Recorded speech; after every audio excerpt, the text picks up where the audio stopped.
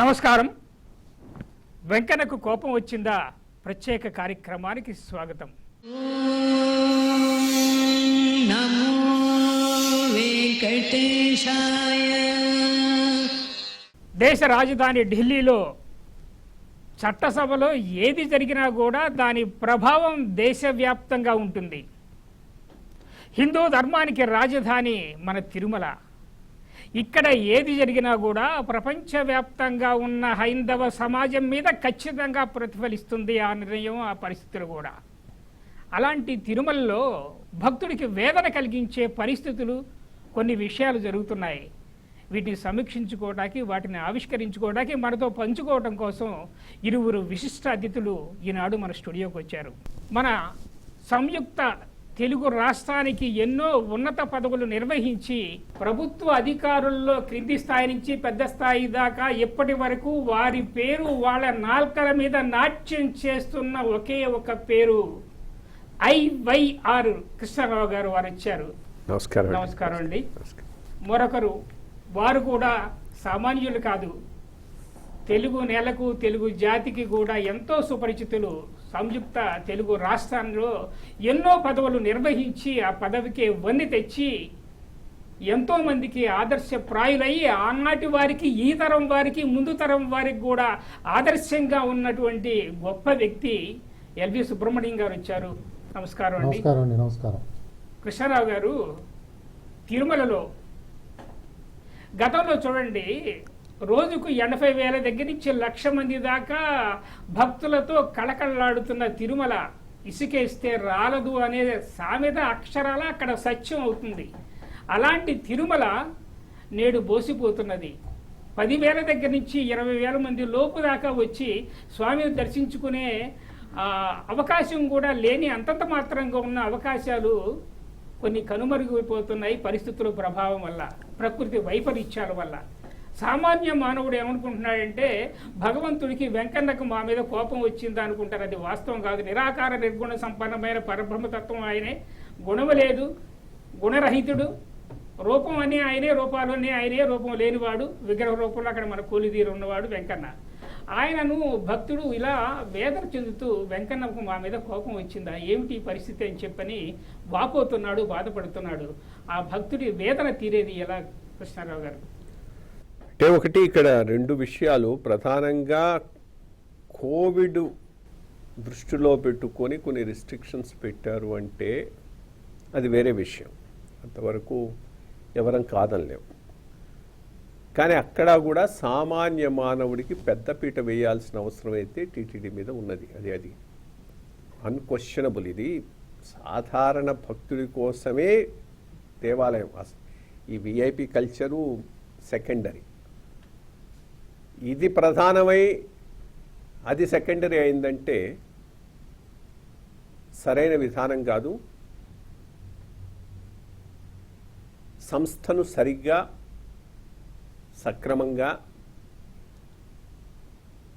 నడవటం లేదు అనేదే ఎవరికైనా వచ్చేటటువంటి అభిప్రాయం. ఉన్న దాంట్లో ఎంతవరకు సామాన్య భక్తులకు అసౌకర్యం లేకుండా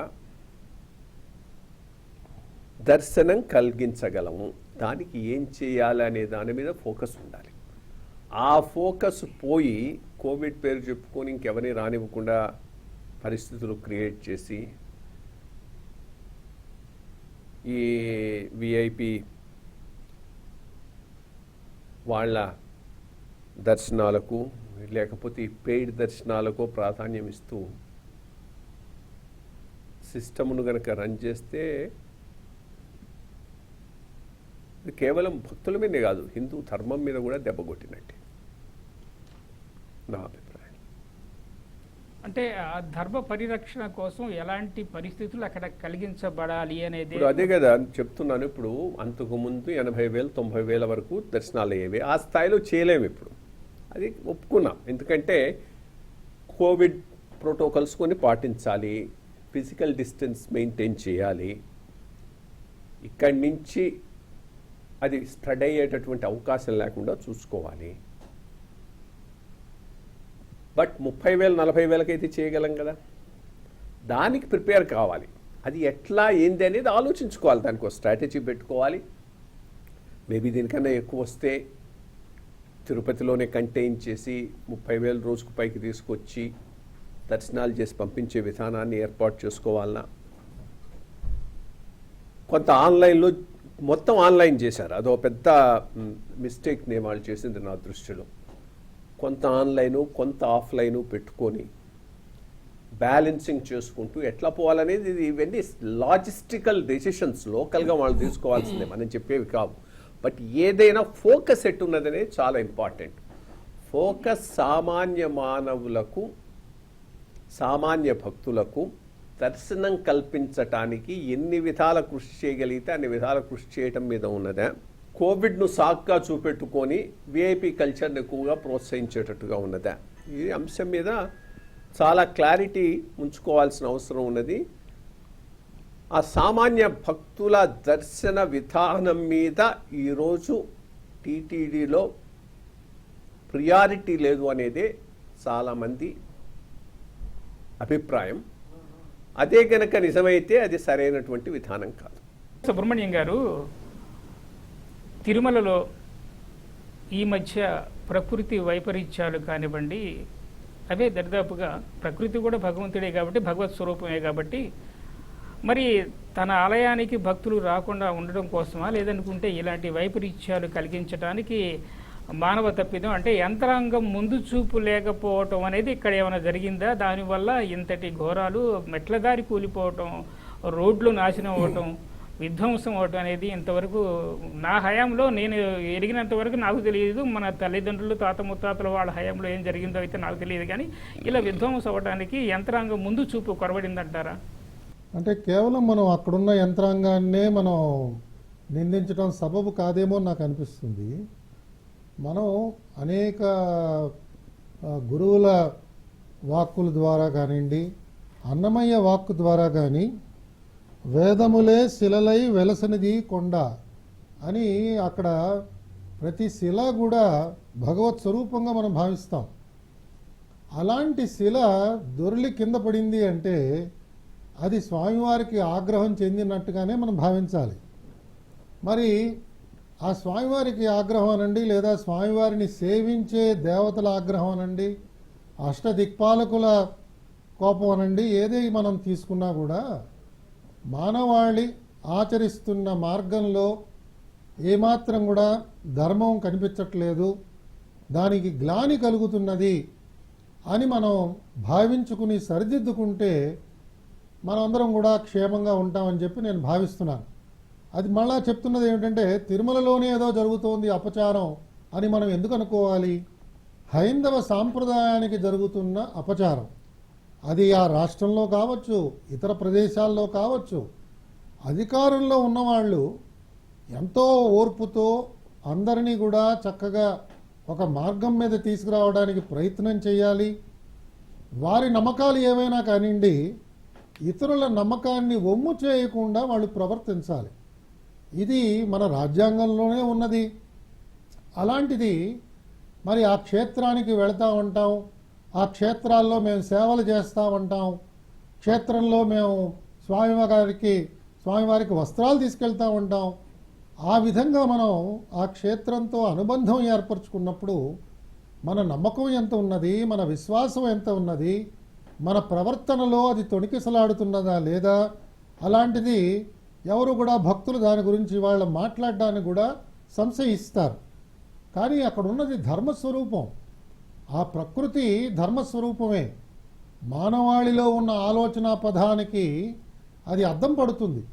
కాబట్టి అలాంటి ప్రకృతి తప్పకుండా స్పందిస్తుంది, మనని సరైన మార్గంలో తీసుకురావడానికి దారి చూపిస్తుంది. అదేదో బండరాళ్ళు దొరిలేయండి, ఐఐటి ఎక్స్పర్ట్స్ తీసుకొచ్చి ఆ బండరాళ్ళు కదలకుండా మేము చేస్తామంటే ఎన్ని బండరాళ్ళని మీరు సిమెంట్ చేయగలరు, ఏ విధంగా దాన్ని బైండ్ చేయగలరు? కాబట్టి ఇవన్నీ కూడా మనకి లభించే సంకేతాలు. ఈ సంకేతాలని మనం అర్థం చేసుకోవాలి. మనకి అర్థం కానప్పుడు దాన్ని విడమరిచి చెప్పే పెద్దలు ఇవాళ సమాజంలో అనేక మంది ఉన్నారు. వారిని మనం సమీపించి వారి సలహాలు తీసుకుని ఆ క్షేత్రాన్ని ఏమాత్రం కూడా తక్కువ చేయకుండా ఎంత జాగ్రత్తగా దాంతో వ్యవహరిస్తే మానవాళికి అంత క్షేమకరం. ఇది మనకి అనేక గ్రంథాల్లో మనకు వస్తున్నది. మన పూర్వం మన రాష్ట్రంలోనే కొద్ది సంవత్సరాల క్రితం జరిగిన సంఘటనల్ని ఒక్కసారి మనం జ్ఞాపకం చేసుకుంటే ఈ విషయాలన్నీ మనకి ప్రస్తావన 2008, 2009 ఆ సంవత్సరాల్లో కూడా ఇవన్నీ కూడా అనేక వేదికల మీద మాట్లాడుకున్నారు. అనేక మంది యోగి పుంగవులు దీని గురించి మాట్లాడారు, కదలాడారు. అనేక ప్రాంతాల్లో వారు సమావేశాలు ఏర్పాటు చేశారు. కాబట్టి ప్రతిసారి కూడా మనకి నెత్తి బొప్పి కట్టిన తర్వాతే నేను జాగ్రత్త పడతానంటే ఎలాగా? మనకి తల తగలకుండా గుమ్మం దగ్గరికి వెళ్ళంగానే తల వంచుకుని నడుచుకుని వెళ్ళాలి. అది జాగ్రత్త. అందులోనే మన వివేకం ఉంటుంది. కానీ అన్నీ నేను అనుభవించిన తర్వాత నేను మారుతాను అన్నప్పుడు మనకి ఇంకా చరిత్రాహీనులు అవుతాం. మనం చరిత్ర నుంచి మనం నేర్చుకోని వాళ్ళం అవుతాం. కాబట్టి అలాంటి దివ్య క్షేత్రాన్ని మన రాష్ట్రంలో, మన ప్రాంతంలో, మన దేశంలో కలిగి ఉండడమే గొప్ప భాగ్యం. అలాంటివి చాలా జాగ్రత్తగా వ్యవహరిస్తే మనకి ఇలాంటి ప్రమాదాలు తప్పుతాయని నేను భావిస్తున్నానండి. భగవంతుడే మన దగ్గరికి వచ్చి స్వయంగా నువ్వు తప్పు చేస్తున్నావు అని ఆయన ఇలా నడుచుకొని చెప్పని ఎప్పుడు చెప్పరు కూడా. అలాంటి స్థితిలో మనం కూడా లేము. ఆయన ఆరాధించే మహాయోగులు, అవధూతలు, సిద్ధ పురుషులు వాళ్ళకి ఏమైనా చెప్పగలడేమో. కానీ మన సామాన్య మానవులం కాబట్టి మీరు చెప్పినట్టుగా కొన్ని సంకేతాలు ఇస్తాడు. ఈ సంకేతం నిన్ను మార్చుకో అని చెప్పటంలో ఇది ఉద్దేశ్యం ఉన్నదనే విషయాన్ని చక్కగా చెప్పారండి. ధన్యవాదాలు. కృష్ణారావు గారు, లోగడ తిరుమల వెళితే చాలు దేవుడి దర్శనం అయినట్లే అనే ఒక ధీమా ఉండేది భక్తుడికి. వాడు కూలి పని చేసుకునేవాడా, కోటీశ్వరుడు అనేది పక్కన పెట్టేస్తే అక్కడికి తిరుమల వెళ్ళగలిగితే చాలు, మనం హాయిగా నడిచో, బళ్ళ మీదో లేదా ట్రైన్ మీదో దేని మీద వెళ్ళగలిగితే హాయిగా మనకు దర్శనం అవుతుంది అనే ఒక ఆలోచన, ఒక ధీమా, ఆత్మవిశ్వాసం ఆనాడు భక్తుల్లో ఉండేది. అది ఈనాడు కొరబడింది. ఎందుచేత 20 ఏళ్ల క్రితానికి ఇప్పటికీ పెద్ద మార్పు ఏంటంటే వచ్చే వాళ్ళ సంఖ్య పెరిగింది. అది కూడా మనం గమనించాలి. అంతకుముందు ఇంత దేశవ్యాప్త ప్రాచుర్యం లేదు. ఎక్కువ మన దక్షిణాది రాష్ట్రాలు, ముఖ్యంగా ఆంధ్రప్రదేశ్, మనకన్నా ఎక్కువ తమిళనాడు ఎక్కువ. చాలా వచ్చేటటువంటి భక్తులు ఎక్కువ సంఖ్యాకులు తమిళనాడు నుంచి ఉంటారు. కర్ణాటక ఈ ప్రాంత భక్తులే ఎక్కువగా వచ్చేవాళ్ళు. ఇప్పుడు బాలాజీ ప్రాభవం దేశవ్యాప్తం కావటంతో ఉత్తర దేశం నుంచి కూడా చాలా పెద్ద సంఖ్యలో జనాలు వస్తున్నారు. సో కాబట్టి ఎంతమంది వచ్చినా అదే మ్యాక్సిమం. అది ఎట్లా ఇక చాలా వాళ్ళకు ఎటువంటి సంతృప్తి లేని దర్శనం కలిగిస్తే 70-80 వేల మంది దాకా కలిగించే అవకాశం ఉంటుంది. కాస్త సంతృప్తికరమైన దర్శనం అంటే 20,000-30,000కు మించి కలిగించలేము. సో ఇది న్యాచురల్ ప్రాసెస్ ఒకటి ఉన్నది. సో అది ఒకటి మనం గుర్తుపెట్టుకో. దీనికి అనుగుణంగా ఈరోజు విఐపి దర్శనాలే కాకుండా ఇంకొక పెద్ద న్యూ కల్చర్ ఈ మధ్య వచ్చింది. ఏంటంటే పేమెంట్ దర్శనాలు. 10,000 రూపాయలు చేస్తే సపరేట్ దర్శనం ఇవ్వటం. వీటితో బేసిక్గా అదొకటి ఆడిటింగ్ చేయాలి. ప్రతిరోజు నేను 2-3 చోట్ల కూడా చెప్పాను. ప్రతిరోజు టీటీడీ పబ్లిక్తో షేర్ చేయాల్సినటువంటి ఇన్ఫర్మేషను 24 గంటల్లో పూజలకు, పునస్కారాలకు ఎంత టైము అలాట్ చేశారు. విఐపి దర్శనాలకు, పేమెంట్ దర్శనాలకు ఎంత టైం అలాట్ చేశారు. సాధారణ భక్తులకు ఎంత టైం అలాట్ చేశారు. వీటి మధ్య ఒక బ్యాలెన్సింగ్ అవసరం, చాలా చాలా అవసరం. ఇది పబ్లిక్ ఇన్ఫర్మేషన్ అయినప్పుడే టీటీడీకి అకౌంటబిలిటీ ఉంటుంది. ఈరోజు టీటీడీ అంటే ఇప్పుడు ఈ దర్శనాల వరకు టీటీడీ అంటే ఈవో కాదు, అది అయిపోయింది. ఇప్పుడు దర్శనాల వరకు టీటీడీ అంటే జేఈఓ ఆఫీసు, జేఈఓ కింద తిరుమల, దానికి పరిమితం అయిపోయింది. సో అక్కడ అకౌంటబిలిటీ ఇది వస్తేనే వస్తుంది. ఈ ఇన్ఫర్మేషన్ పబ్లిక్ డొమైన్లో పెట్టరు, పబ్లిక్తో షేర్ చేయరు. సో ఎంతమందికి ఇచ్చారు? యాక్చువల్ నేను ఉన్నప్పుడు పెట్టమన్నాను, పెట్టారు కొన్నాళ్ళు. నువ్వు 1500 మందికి ఒక్కొక్కడికి ఒక్కో నిమిషం అనుకున్నా 1500 నిమిషాలు. అంతకన్నా ఎక్కువైంది అనుకోండి, అంత నీకు సాధారణ భక్తులకు తగ్గిపోతుంది. నువ్వు అందరికీ సరైనటువంటి దర్శనం ఇవ్వకపోవచ్చు, కానీ ఎంత మ్యాక్సిమం వీలైతే అంత మ్యాక్సిమం ఇవ్వాలి అని అంటే విఐపీని తగ్గించాలి. ఈ విఐపీలు ఏంది? VIP reference VIP reference VIP. అంతకుముందు ఆయన ఎక్స్పెరిమెంట్ చేశాడు L1 L2 అని, ఇదేనే అదని. మళ్ళీ ఆ పైన ఏంది, ముందేమింది, విఐపి కోటా ఇవ్వటానికి ఇన్ఫ్లుయెన్స్ ఉండేది. ఈ L1 L2 పెట్టిన తర్వాత ఇన్ఫ్లుయెన్స్ అంతా L2 నుంచి L1కు మార్చడానికి. సో L2 నుంచి L1కు మార్చాలంటే సార్ నాకు L2 ఇచ్చారు, L1కు చెప్పండి. ఏమైనా L1కి ఏమైనా శాంక్టిటీ ఉందా? కేవలం రియల్ కాన్స్టిట్యూషనల్ వీళ్ళకి ఇస్తామని అన్నారు, లేదు. ఎవరికి ఇన్ఫ్లుయెన్స్ ఉంటే వాడు L2 నుంచి L1కి వెళ్ళేటటువంటి పరిస్థితి. ఆ డిస్టింక్షన్ పెట్టి నెంబర్ను పెంచాల్సిన అవసరం ఏముంది? బట్ పెంచారు. ఆ సిస్టమ్ కూడా కొన్నాళ్ళు నడిచింది, ఇప్పుడు లేదనుకుంటా. బట్ ఏదైనా కానీ ఇది పబ్లిక్ డొమైన్లో ఉండి జేఈఓ ఆఫీసు అకౌంటబిలిటీ తీసుకురానంత వరకు సాధారణ భక్తులు సఫర్ అయ్యేటారు. దాంట్లో ఎటువంటి ఇది లేదు. దానికి తోడు ఇప్పుడు ఈ పేమెంట్ ఒకటి ఎక్స్ట్రా పెట్టారు. ఇంకా ఉదయాస్తమాన సేవలని ఇవని అవని వచ్చేటటువంటి సేవలకు వచ్చేటటువంటి వాళ్లకు మళ్ళా దర్శనం చేయించడం. సో అది ఒక కాన్షియస్గా, ఎందుకంటే నేను ఒకే మాట చెప్తూ ఉండేవాడిని, టీటీడీని రన్ చేసేది సీఎం ఆఫీసు. క్వశ్చనే లేదు. అక్కడ జేఈఓ ఉన్నా ఈఓ ఉన్నా సీఎం ఆఫీసు డైరెక్ట్ కాంటాక్ట్లో వాళ్ళ కాన్ఫిడెన్స్ ఉన్నంత వరకే అక్కడ వాళ్ళు పనిచేస్తారు. ఇక్కడ చిత్తశుద్ధి లేనిది, అక్కడ చిత్తశుద్ధి లేనిది ఇవి రావటం కష్టం. ఈ అంశాలు అసలు ఈ రోజున్న ముఖ్యమంత్రి గారికి ప్రియారిటీ కాదని అనిపిస్తున్నాయి నాకు. ప్రియారిటీగా ఉండుంటే ఈ రకంగా రన్ అయ్యేటటువంటి అవకాశం లేదు. అంటే ఇతరులకు కూడా ఉందని నేను అంటలేదు. నాకు తెలిసి నేను పనిచేసినప్పుడు ఇటువంటి అంశాల మీద, టీటీడీ మీద చిత్తశుద్ధితో ఒక డైరెక్షన్ ఇచ్చి ఈ రకంలో పోండి అని ఫ్రీడమ్ ఇచ్చి వదిలేసినటువంటి గొప్ప ముఖ్యమంత్రి ఎవరైనా ఉన్నారంటే రోసయ్య గారి వరకు ఆయన. అంటే ఎందుకంటే జెన్యూన్గా దేవుడి మీద భక్తి ఉన్నటువంటి వాడు ఆ విధానాలను గౌరవించాలి అని మనస్ఫూర్తిగా నమ్మేవాడు చీఫ్ మినిస్టర్గా ఉన్నప్పుడే టీటీడీలో పరిపాలన సక్రమంగా నడిచేటటువంటి అవకాశం ఉంది. టీటీడీని నాకు రాజకీయంగా ఎట్లా ఉపయోగపడుతుంది, నాకు ఎవరికి దర్శనాలు ఏ రకంగా చేయిస్తే నాకు ఉపయోగపడుతుంది, కాబట్టి అట్లా చేయించగలిగిన వాడు అక్కడ ఉన్నంత కాలమే నాకు మేలనుకునేటటువంటి ముఖ్యమంత్రులు పరిపాలన చేసి ఆ రకంలో చూసినంత వరకు పరిస్థితులు ఏ రకంగా ఉండే అవకాశాలు ఎక్కువ ఉన్నాయి. ఇక్కడ మాడవీధుల్లో ముంపు, అక్కడ వరద అసలు మామూలు కాదు. అంటే మాడవీధుల్లో ముంపు జరిగిందంటే గంగను సహజంగా ప్రక్షాళనం కోసం ఉపయోగిస్తారు. అంటే మాడవీధులు ఏమైనా అపవిత్రమైనయా? పవిత్రం చేయటానికి గంగయ్య స్వయంగా వచ్చి చేసిందా, లేదంటే దాని వెనక ఏమైనా యంత్రాంగం తప్పిదం ఏమైనా ఉందా, ముందు చూపు లేకపోవడం ఏమైనా ఉందా? ఇలాంటి విషయాల గురించి ఏమైనా చెప్తారా? అదేనండి, ఇందాక మనం అనుకున్నట్టుగా ప్రస్తావన చేసినట్టు ఎక్కడో తుని దగ్గర ఎక్కడో మనం దేవాలయాలని మనం నిర్మూలన చేసేస్తాం. ఇంకెక్కడో మనకు తోచిన చోట ఎక్కడో విగ్రహాన్ని ప్రతిష్ఠ చేయించేస్తాం.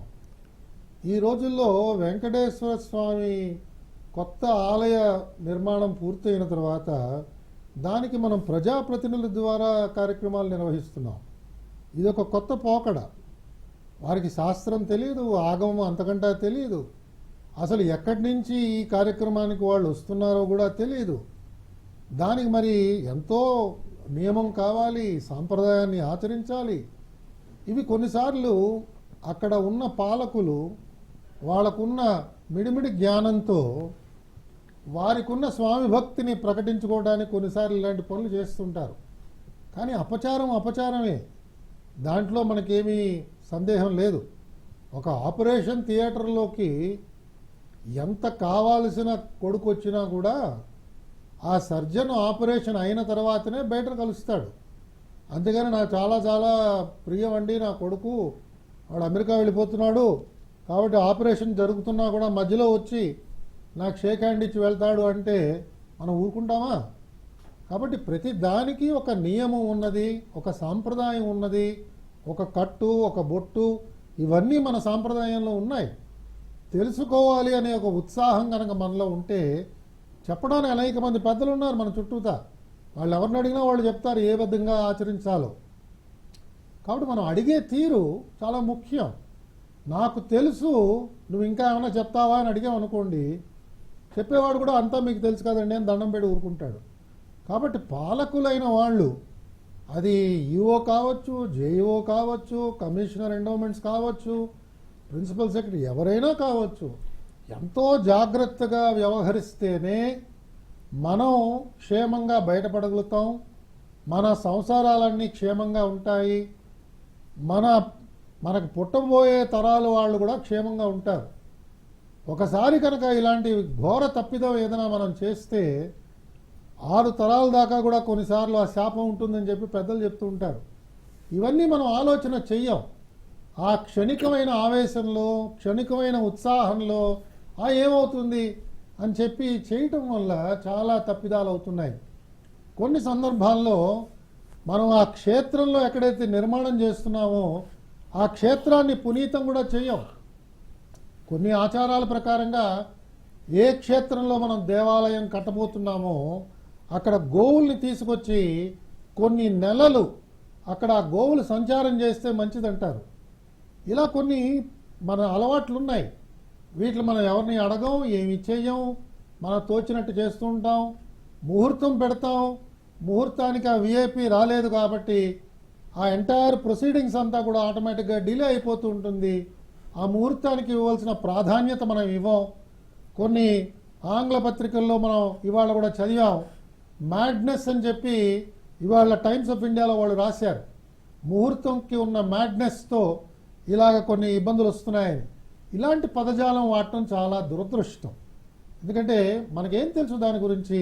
మనకేమైనా ఖగోళ శాస్త్రం తెలుసా? ఏ గ్రహం ఏ సమయంలో ఎలాంటి ప్రభావం మనమే తీసుకుందో మనకు తెలుసా?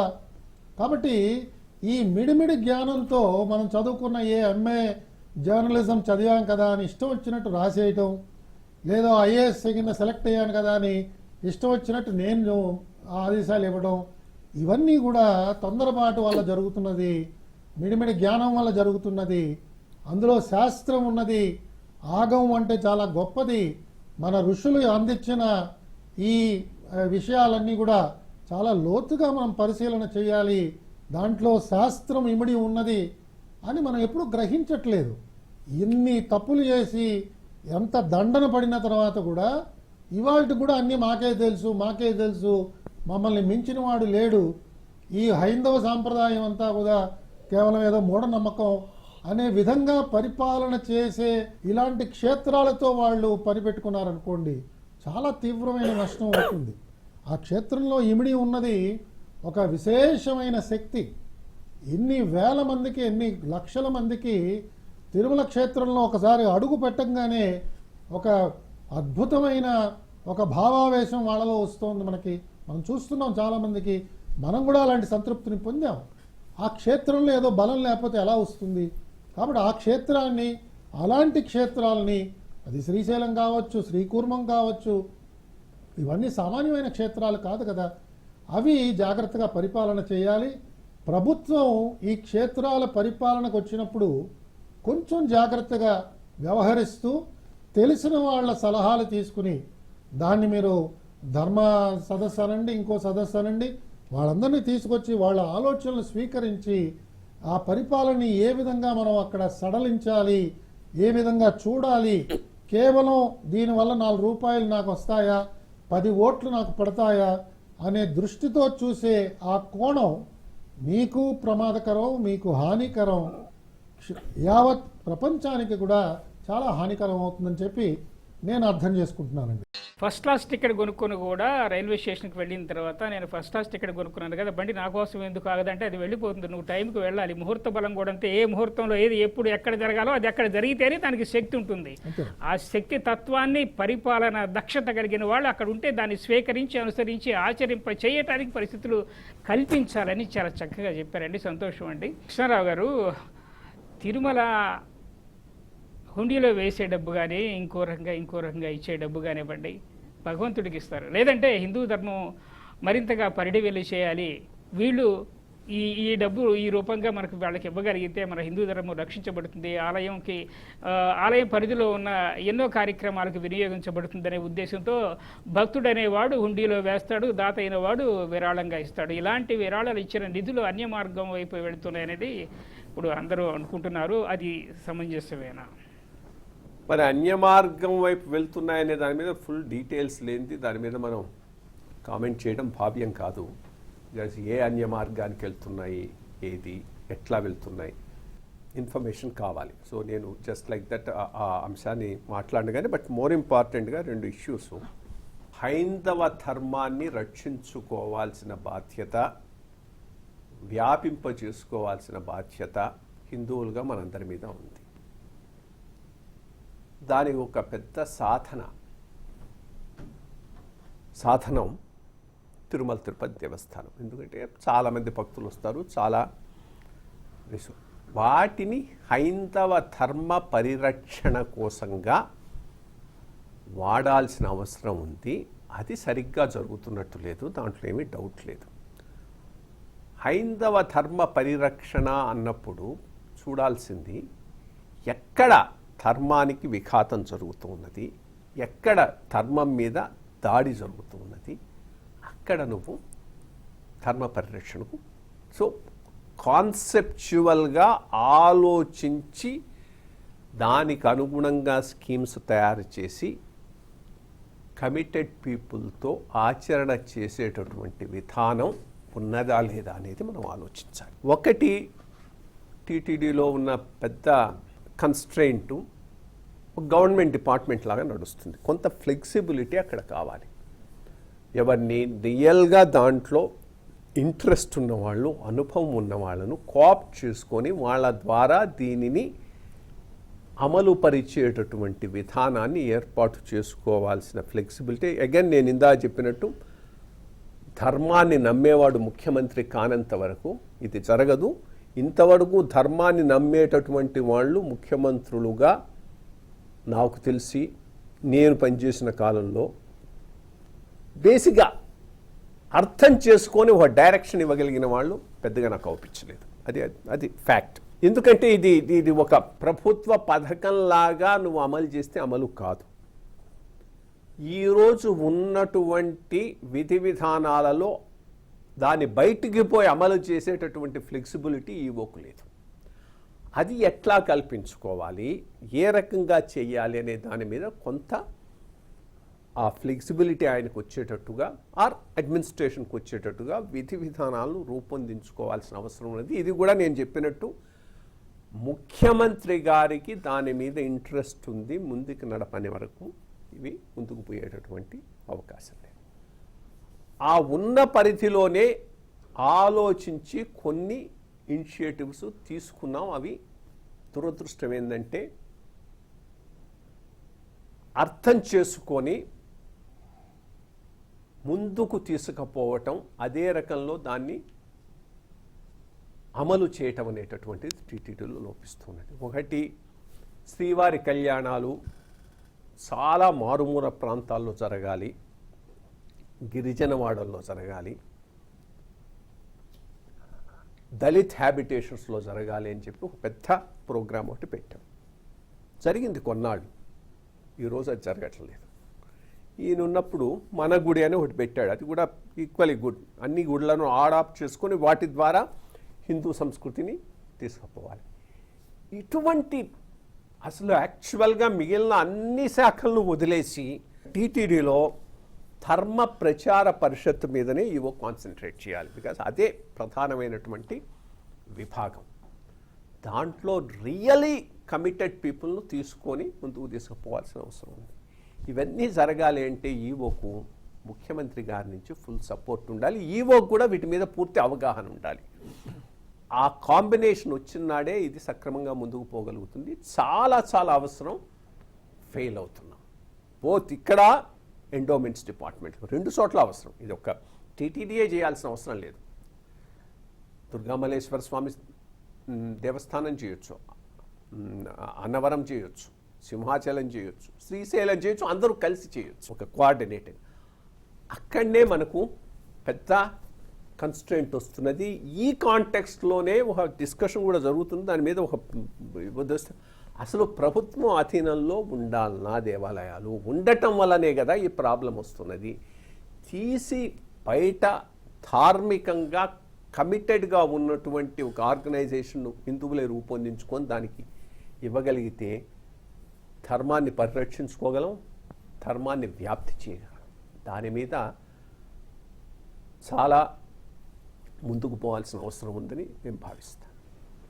హిందూ ధర్మ పరిషత్ అనేది చాలా బలంగా, ముఖ్యంగా తిరుపతిలో ఉన్న పరిషత్తు ఒక వెన్నెముక లాంటిది కాబట్టి దాని పరిధిలోకి దరిదాపు అన్ని ఆలయాలు, అన్ని ధర్మాలు ఒక పాయింట్, అది వెన్నుముక, వెన్నుపూస, బలహీనమా ఉండేవాడిని బట్టి ఆధారపడి ఉంటుంది. అదే అదే అక్కడ ఉన్నటువంటి వాడు దీని మీద పూర్తి అవగాహన ఉండి, కమిట్మెంట్ ఉండి ముందుకు తీసుకుపోవాలనుకుంటే ఈవో కూడా సపోర్ట్ చేయొచ్చు. అదే అక్కడ ఎట్లాంటి వాడు వస్తాడు, అటువంటి వాడిని తీసుకోవటంలో ఉండేటటువంటి కన్సిడరేషన్స్ ఏంది, ఎవరు ఇన్ఫ్లుయెన్స్ చేస్తారు, చేసేటటువంటి వాడికి ధర్మం మీద నమ్మకం ఉందా. సో ఈ ఇన్స్టిట్యూషన్స్ నేను పెద్దగా పరిగణలోకి తీసుకోను. ఇన్స్టిట్యూషన్ వెనకున్నది ఎవడు, చేసేవాడెవడు, వాడి కమిట్మెంట్ ఏంటి, అవి రెండు సక్సెస్ఫుల్గా మనం కొనసాగించుకోగలిగితే సంకల్ప బలం ఇవన్నీ ఉండగలిగితేనే. అంటే లేకపోతే రొటీన్గా ఏవో 4 పుస్తకాలు వేస్తారు, 4 చోట్ల పోయి స్పీచ్లు చేసేస్తారు, బడ్జెట్ రాసేసుకుంటారు, ఈజీ అది. సో అందుకని చెప్పలేమని. అంతర్గతంగా ఉన్న బలం, అక్కడ బలం, ఈయన సంకల్ప బలం తోడైతేనే కానీ ఇది ముందు జరుగుతుందనే విషయాన్ని చక్కగా చెప్పారండి. సంతోషం. తిరుమల మొన్న చెప్పినట్టుగా, ఇందాక అనుకున్నట్లుగా, వారు ప్రస్తావన చేసినట్లుగా 20 ఏళ్ల క్రితం నాటికి ఇప్పటికీ చాలా తేడా ఉంది. భక్తుల సంఖ్య విపరీతంగా పెరిగింది, ఆధునిక సౌకర్యాలు కూడా విస్తృతమయ్యాయి ఇక్కడ. మరి అలాంటి పరిస్థితుల్లో సౌకర్యాలు పెరగాలి, భక్తుల సంఖ్య పెరగాలి కాబట్టి వాళ్ళకు కూడా సులభంగా దర్శనం చేసుకునే పరిస్థితులు అలా కల్పించలేకపోవటం ఒకటి ఒక మైనస్ పాయింట్. అయితే భక్తుల బాధలు కూడా పెరుగుతున్నాయి అనేది ఒక రకంగా వినపడుతున్నది. దీనికి ఏమన్నా పరిష్కార మార్గం ఏమైనా సూచించగలరా? అంటే నేను అనుభవించింది చెప్తున్నానండి. సామాన్య భక్తుడు ఎప్పుడు కూడా మన ప్రవర్తన తీరు ఎలా ఉన్నదో చూసి దాన్ని బట్టి తాను సారాంశాన్ని అంతా కూడా మనసులో ఊహించుకుంటాడు. అక్కడ ఉన్న పాలకులు ఏ విధంగా వాళ్ళ సమయాన్ని గడుపుతున్నారు, దేనికి ప్రాధాన్యత ఇస్తున్నారు, ధర్మ ప్రచారానికి ప్రాధాన్యత ఇస్తున్నారా, శాస్త్ర సంబంధమైన విషయాలకి ప్రాధాన్యత ఇస్తున్నారా, వీటి గురించి వాళ్ళు లోతుగా ఆలోచన చేస్తుంటారు. నాకు చాలా జ్ఞాపకం, ఒకసారి నేను క్యూ సిస్టమ్ లోపలికి వెళ్ళి భక్తులను ఏదో కలిసి ఇంటరాక్ట్ అవుతూ ఏం వాళ్ళ అనుభవాలు ఏమిటో తెలుసుకోవడానికి ప్రయత్నం చేస్తున్నాను. ఎవరో రాజస్థాన్ నుంచి ఒక భక్తుడు వచ్చాడు, చాలా పొడుగ్గా ఉన్నాడు. నేను ఆయన పక్కన నుంచి నాకు వచ్చిరాని హిందీలో అతను అడుగుతున్నాను, ఎలా ఉంది, ఏమిటి, అంత సౌకర్యాలన్నీ బాగున్నాయా అని. బాగున్నాయి అన్నాడు. అంటే నీకు అక్కడ కాఫీ ఇచ్చారా? మంచి వేడి కాఫీ ఇచ్చారు. భోజనం పెట్టారా? భోజనం పెట్టారు అని ఇంకా నేనేదో అడుగుతుంటే ఆయన చాలా స్పష్టంగా చెప్పాడు, ఓ సబ్ ఠీక్ హై సార్, లేకిన్ దర్శన్ కబ్ హోగా అన్నాడు. సో వాళ్ళకి వీటి మీద ఎక్కువ దృష్టి లేదు, నాకు దర్శనం ఎప్పుడు అవుతుందండి అంటున్నాడు. కాబట్టి దర్శనాన్ని ఒక నిర్దిష్టమైన ప్రణాళికతో మనం చేయగలగాలి. అలాగే ఇంకొక చెడు సాంప్రదాయం తిరుమలలో వచ్చింది ఏమిటంటే, రాత్రి 2:45 దాకా కూడా దర్శనాలు ఇచ్చి 3 గంటలకి మళ్ళా సుప్రభాత సేవ కాబట్టి 2:45 దాకా స్వామివారి దర్శనాలు ఇచ్చి ఒక 15 నిమిషాలకి గుడి తలుపులు మూసి మళ్ళా 3ంటికి సుప్రభాతంతో పాటు మళ్ళీ తెరవడం అన్నది కొన్ని సంవత్సరాలు చేస్తూ వచ్చారు. ఎందుకు అంటే చాలా క్యూలు ఉన్నాయండి అని.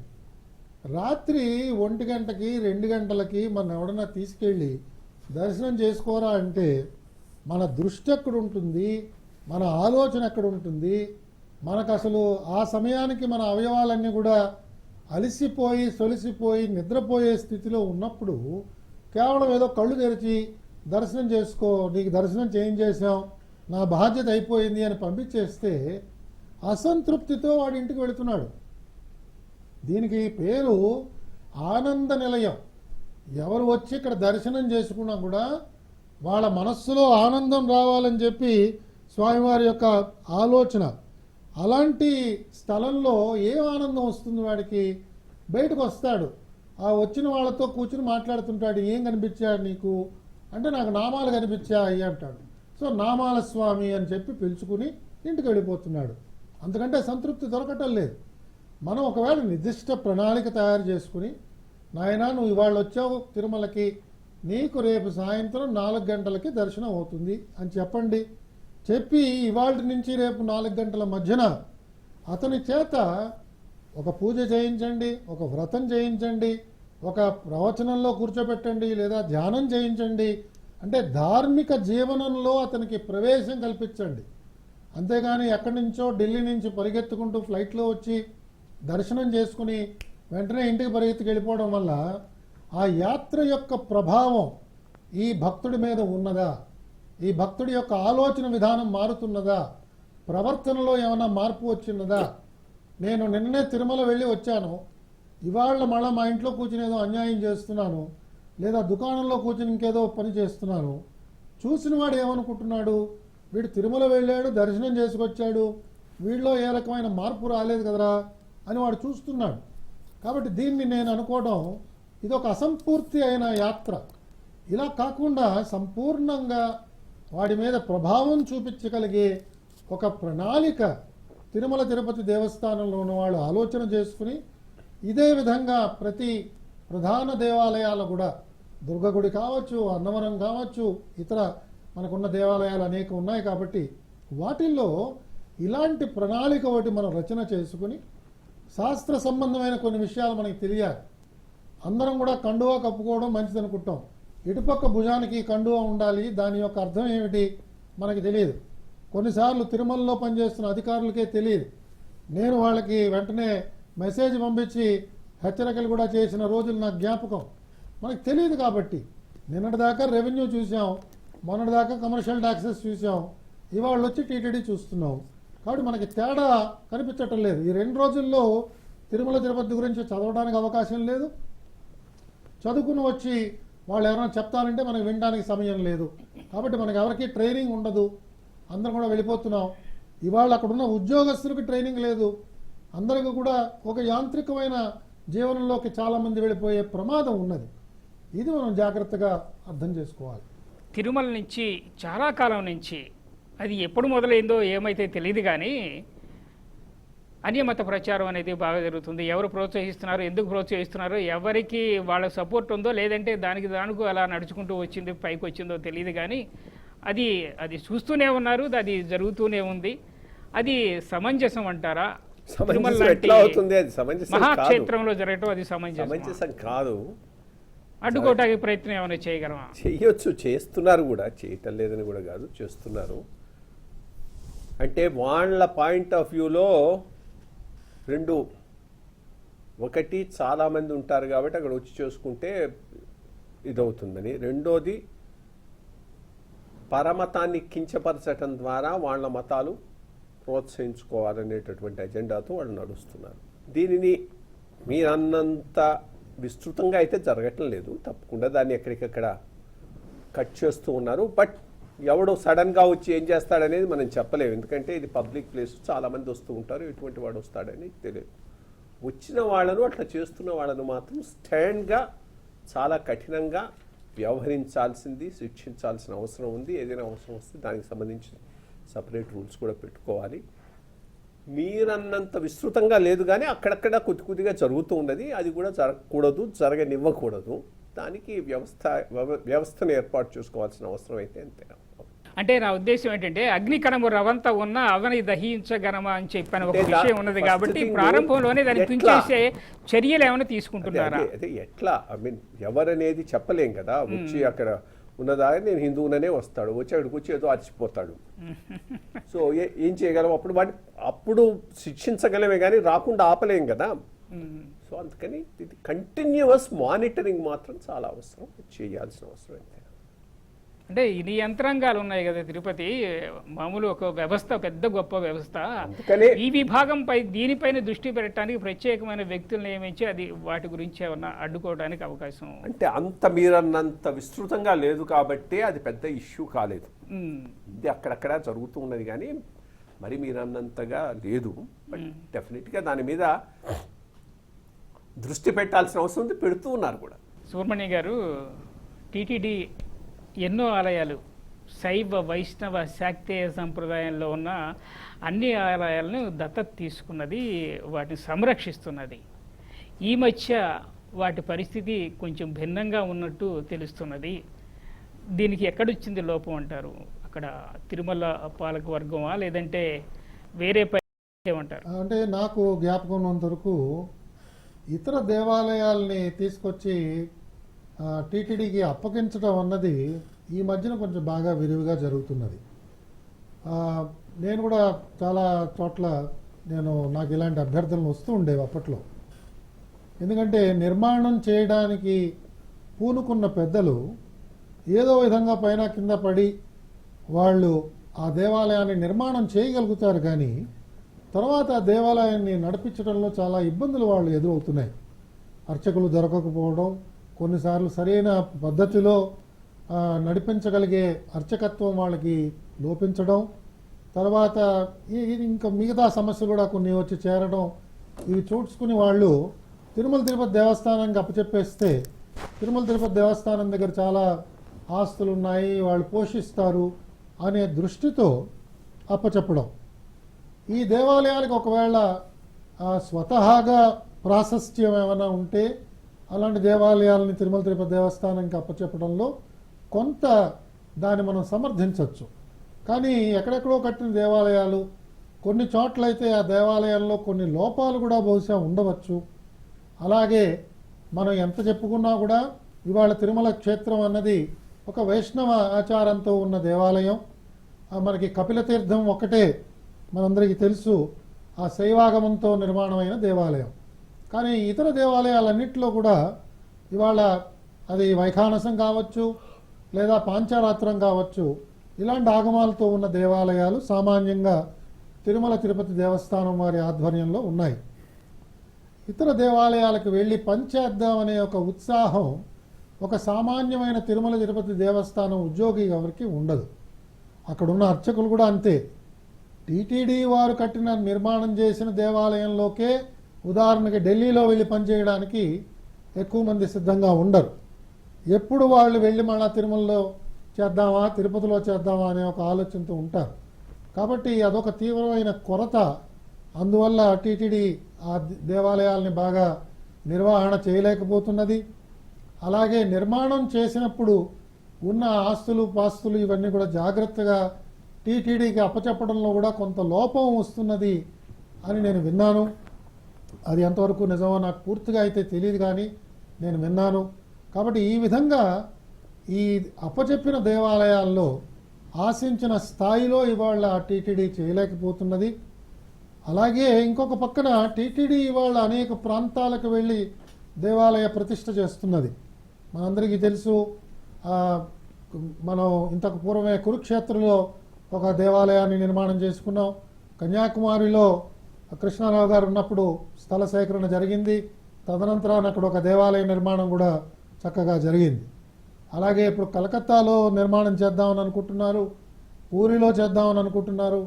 ఇలాంటి క్షేత్రాలకి మనం ఎప్పుడైతే విస్తరించి స్వామివారి దేవాలయాలని ప్రతిష్ఠిస్తున్నామో ఇతర దేవాలయాలను కూడా మనం తీసుకోవడం అన్నది ఇది ఇంకా మానుకుంటే మంచిది. టీటీడీ వాళ్ళు దీన్ని నిర్వహణ చేయలేకపోతున్నారు. ఇది కొన్నిసార్లు ఇతర కారణాల దృష్ట్యా కూడా టీటీడీకి వీటిని అప్పచెప్తూ ఉంటారు. ఆ కారణాలని టీటీడీలో ఉన్న పాలకులు సరిగ్గా దాన్ని వ్యతిరేకించలేకపోవడం వల్ల కూడా కొన్ని సమస్యలు అప్పుడప్పుడు వస్తున్నాయండి. సంతోషం అండి. ఉన్న లోపాలని ఖచ్చితంగా ఇలా సవరించుకుంటే మంచిదని చెప్పారు, చక్కగా చెప్పారు.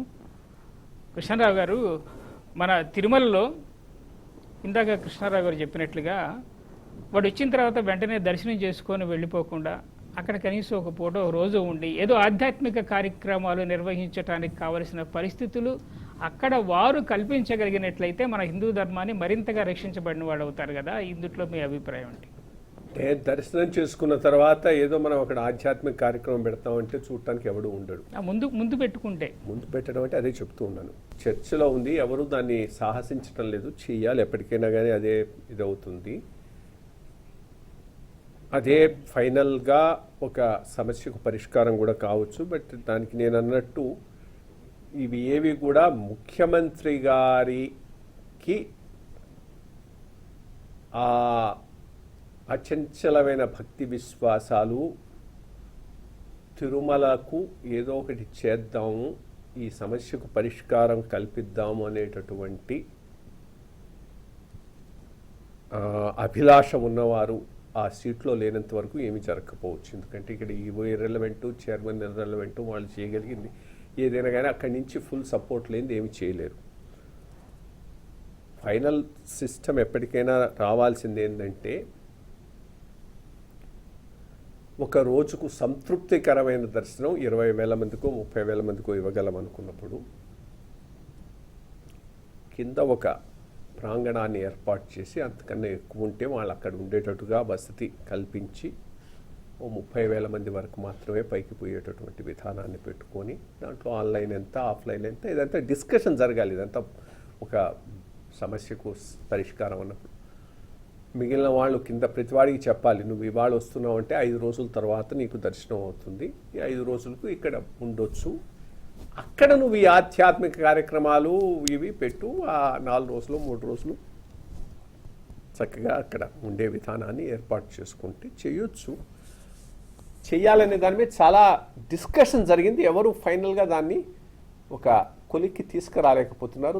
అందుకనే ఎప్పటికైనా ఇది ప్రభుత్వ ఆధీనం నుంచి బయటికి వచ్చి ఒక నిబద్ధత, దీని మీద విశ్వసనీయత ఉన్న పెద్దలు నిర్వహించినాడే ఇటువంటి అంశాల గురించి ఏదైనా ముందుకు పోతుందని నేను అనుకుంటున్నాను. మీరు సూచించిన అంశాలు ఖచ్చితంగా నెరవేరాలని, అది సహకారం కావాలని ఖచ్చితంగా ఆ భగవంతుడిని వేడుకుందామండి. లడ్డు ఇంట్లో తింటుంటే ఇల్లంతా గుమగుమలతో వాసన వచ్చేది. పక్కింటి వాళ్ళు కూడా పరిగెత్తుకుంటూ వచ్చారు, ఏమిటి మీ ఇంట్లో తిరుపతి లడ్డు తింటున్నారా అని చెప్పానంత గుమగుమలు అలా వ్యాపింపచేసేది. మీరు ఇప్పుడు మరి అలాంటి నాణ్యత లేదు. లడ్డు అంటే చిన్న విషయం అని కావద్దు, అది తిరుపతి లడ్డు అంటే అది సాక్షాత్తు ఒకసారి తింటూ అలౌకికమైన కనురెప్పలు అలా మూర్చి అలా భగవంతుని భూమధ్య మీద దర్శించుకుంటూ ఒక తినేటటువంటి లడ్డు, అది మామూలు లడ్డు కాదు, అది భగవద్ దర్శనం చేయిస్తూ తినే లడ్డు. అది అంత పవిత్రమైన లడ్డు, అంత గుమగుమలాడే లడ్డు ఈనాడు కొంచెం వాసి తగ్గిందని చెప్పని అంటున్నారు ప్రజల్లో. మీరేమంటారు? అంటే అనేక కారణాలు ఉన్నాయండి. ఒకటి ఏమిటంటే సామాన్యంగా నేను వింటుంటాను అప్పుడప్పుడు, అధికారులు మాకు లడ్డూ ద్వారా ఇవాళ సుమారు 20 కోట్లు నష్టం వస్తున్నదండి అని లెక్క వేస్తుంటారు. కరెక్టో కాదో అది నాకు తెలియదు కానివ్వండి, అక్కడ ఉన్న పాలకులు ఎంతసేపు కూడా ఇది లాభం, ఇది నష్టం, దీనివల్ల మాకు నష్టం వస్తుంది, ఈ నష్టాన్ని ఎలా పూరించుకోవాలి అని అదే ఒక దృక్పథంతో ఉండడం వల్ల కూడా కొన్నిసార్లు సమస్యలు వస్తాయి. నాకు జరిగిన అనుభవం నేను పంచుకుంటున్నాను ప్రేక్షకులతో. కిందన మనకి స్వామివారి తిరుపతి క్షేత్రంలో మనకి స్వామివారి దేవాలయాలు ఉన్నాయి. అలాంటి దేవాలయాల్లో ఈ మధ్య దాకా కూడా అక్కడ జరుగుతున్న ఉత్సవాలు దానికి ఏమాత్రమైన ప్రాధాన్యత ఇచ్చేవాళ్ళం కాదు. ఎంతసేపు కూడా బ్రహ్మోత్సవాలు అనగానే కొండ మీద మాత్రమే వైభవోపేతంగా చేస్తాం, కానీ అది తిరుచానూరు అమ్మవారిది కావచ్చు, కళ్యాణ వెంకటేశ్వర స్వామిది కావచ్చు, ఇవి ఆ స్థాయికి ఏమాత్రం కూడా సరిపడేటట్టుగా మనం చేయటం లేదు. అది అనాదిగా వస్తున్న ఒక ఆలోచన విధానం. సరే, కొన్ని కారణాలతో ఈ క్షేత్రాలను కూడా మనం బాగా చేద్దామనే ఒక ఆలోచన ఎప్పుడైతే ఆ సమయంలో వచ్చిందో అప్పుడు దానికి ఏ విధంగా మనం ఈ ప్రమాణాలని పెంచుదాము అని చూసినప్పుడు ఒక్కొక్క అంశంలో దీన్ని ఎలా అభివృద్ధి చేద్దాము, క్యూ సిస్టమ్ కావచ్చు, స్వామివారికి పెట్టే అలంకారాలు కావచ్చు, చుట్టూతో ఉన్న డెకరేషన్ కావచ్చు, ఇలా ఒక్కొక్కటి చేసుకుని పోయేటప్పటికి మీరు కళ్యాణ వెంకటేశ్వర స్వామి తీసుకోండి, మంగాపురం ఖర్చు పెరిగింది. అంటే సామాన్యంగా బ్రహ్మోత్సవాలకి ఒక 10 లక్షలు మనం ఖర్చు పెడుతూ ఉంటే 15 లక్షలో 20 లక్షలో ఖర్చు జరిగింది. వెంటనే అక్కడున్న అధికార గణం ఒకసారి జాగ్రత్తగా చూసేవాళ్ళు, ఏంటి సార్ ఖర్చు పెరిగిపోతుంది అని. నా అనుభవం నేను చెప్తున్నాను, అక్కడ హుండీ కలెక్షన్స్ ఆ బ్రహ్మోత్సవాలకి మేము ఖర్చు పెట్టిన దానికంటే ఎక్కువ వచ్చింది. కాబట్టి ఎంతసేపు మనం ఖర్చు అనే చూస్తూ పోతే, అంటే మనలో కొంత ఒక అహంకారపూరితమైన ఆలోచన ఏమిటంటే, నేను జాగ్రత్తగా ఆలోచన చేస్తే స్వామివారికి ఆదాయం పెరుగుతుంది లేదా క్షేత్రానికి ఆదాయం పెరుగుతుంది అనే ఒక ఆలోచన ఎప్పుడైతే నాకు కలిగిందో, ఇంకా నాకు దానివల్ల తీవ్రమైన నష్టమే కాకుండా ఆ క్షేత్రంలో కూడా నా వల్ల కొన్ని పొరపాట్లు జరిగే ప్రమాదం ఉంటుంది. అక్కడ నేనెవరిని అప్రస్తుతం, స్వామివారి వైభవం, స్వామివారికి కావాల్సిన ఏర్పాట్లు చేస్తున్నాం. కొండ మీద ఉన్న స్వామి ఒకడే, కొండకి దిగువన ఉన్న స్వామి ఒక్కడే అనే ఒక ఆలోచన అక్కడున్న అర్చకుడు వల్ల, ఎవరో ఒక మహాత్ముడు వల్ల మనకి కలిగి ఆ ఏర్పాట్లు కొంచెం పెద్దది చేసినప్పుడు, నువ్వు చేసింది ఏమాత్రం తప్పు కాదు, నాకు ఆనందమే కలిగింది అనే విధంగా ఆ చుట్టుపక్కల ప్రజలందరూ వచ్చి పాల్గొనడమే కాకుండా, మనకి హుండీలో ఆదాయం మనం ఎంత ఖర్చు చేశామో దానికంటే హెచ్చే వచ్చింది. ఈ విధంగా నాకు 3-4 క్షేత్రాల్లో నాకు ఆ 2 సంవత్సరాల్లో నాకు జరిగిన అనుభవం. కాబట్టి అదే విధంగా లడ్డూ కూడా, దానికి ఒకవేళ ప్రమాణం పెంచడానికి ఏమన్నా చేయాలి, ఇంకా మంచి దినుసులు ఏవో దాంట్లో వాడాలి, వేరే ప్రమేయం లేకుండా మంచి శుద్ధ నెయ్యి వాడగలిగామనుకోండి, ఒకవేళ ఇంకా ఏమన్నా దాంట్లో మీరు అన్నట్టుగా ఘుమఘుమలు రావచ్చు, ఇంకా చక్కని అనుభవం ఆ తిన్న భక్తులకి మిగలొచ్చు. కాబట్టి దాన్ని జాగ్రత్తగా కొంత ఆలోచన చేయాలి. చేసినప్పుడు ఇలాంటి కంప్లైంట్స్ రాకుండా ఉండడం తప్పకుండా జరుగుతుంది. కాబట్టి ప్రసాదం అన్నది, అందులో తిరుమల ప్రసాదం అన్నప్పుడు ఆ ప్రసాదం ఎవరైనా మన ఇంటికి తీసుకొచ్చి ఒకవేళ మనకి ఇస్తేనే అది చాలా చాలా శుభసూచకం కింద మనందరం కూడా భావిస్తుంటాం. నాకు ఇప్పటికి కూడా జ్ఞాపకం, సివిల్ సర్వీస్ ఎగ్జామ్కి, రిటర్న్ ఎగ్జామ్కి మేము తయారయ్యి హాస్టల్ నుంచి అడుగు పెడుతున్నాం, బయటకు వెళదామని అనుకుంటున్నాం. మా బృందంలో ఒక అబ్బాయి తండ్రి గారు తిరుమల నుంచి లడ్డు తీసుకొచ్చి ప్రసాదం పెట్టారు ఆ రోజు.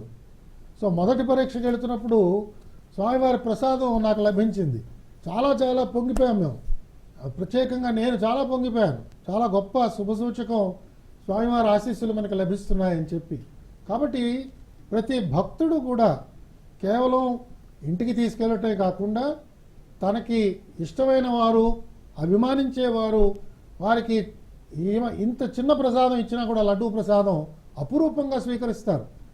కఠ్మండు వెళ్ళినప్పుడు నాకు జ్ఞాపకం, అక్కడ దేశ ప్రధానమంత్రి వారి భార్య, ఆవిడ తిరుమల క్షేత్రానికి వస్తూ ఉండేది సార్. ఆవిడ వచ్చినప్పుడు తీసుకెళ్లిన కళ్యాణం లడ్డూని ఆవిడ ఫ్రిడ్జ్లో పెట్టుకుని రోజు 2 పలుకులు మాత్రం తీసుకుని కళ్ళగద్దుకుని వేసుకుంటుంది సార్. అంటే ఆవిడ కొన్ని నెలల పాటు ఆ లడ్డూని జాగ్రత్తగా భద్రపరిచి ప్రసాదం కింద స్వీకరిస్తుందని ప్రత్యక్షంగా నేపాల్ ప్రధానమంత్రి మా అందరికీ చెప్పారు, కనుమూరి బాపిరాజు గారికి, నాకు, మిగతా వాళ్ళందరం మేము వెళ్ళినప్పుడు. కాబట్టి ఒక్కొక్కళ్ళు ఒక్కొక్క రకంగా ప్రసాదాన్ని చూసి తరించడం, స్వీకరించి తరించడం, ఆస్వాదించి తరించడం మనందరం కూడా చూస్తున్నదే. కాబట్టి దీనికి ఒక ప్రత్యేకత ఉన్నది. దీని ఇంకా జాగ్రత్తగా దీని క్వాలిటీ ఇంప్రూవ్ చేయడానికి, ప్రసాదం అన్నది ప్రసాదమే, ఇందులో క్వాలిటీ ఏమిటండి అని కూడా కొంతమంది వాదిస్తూ ఉంటారు.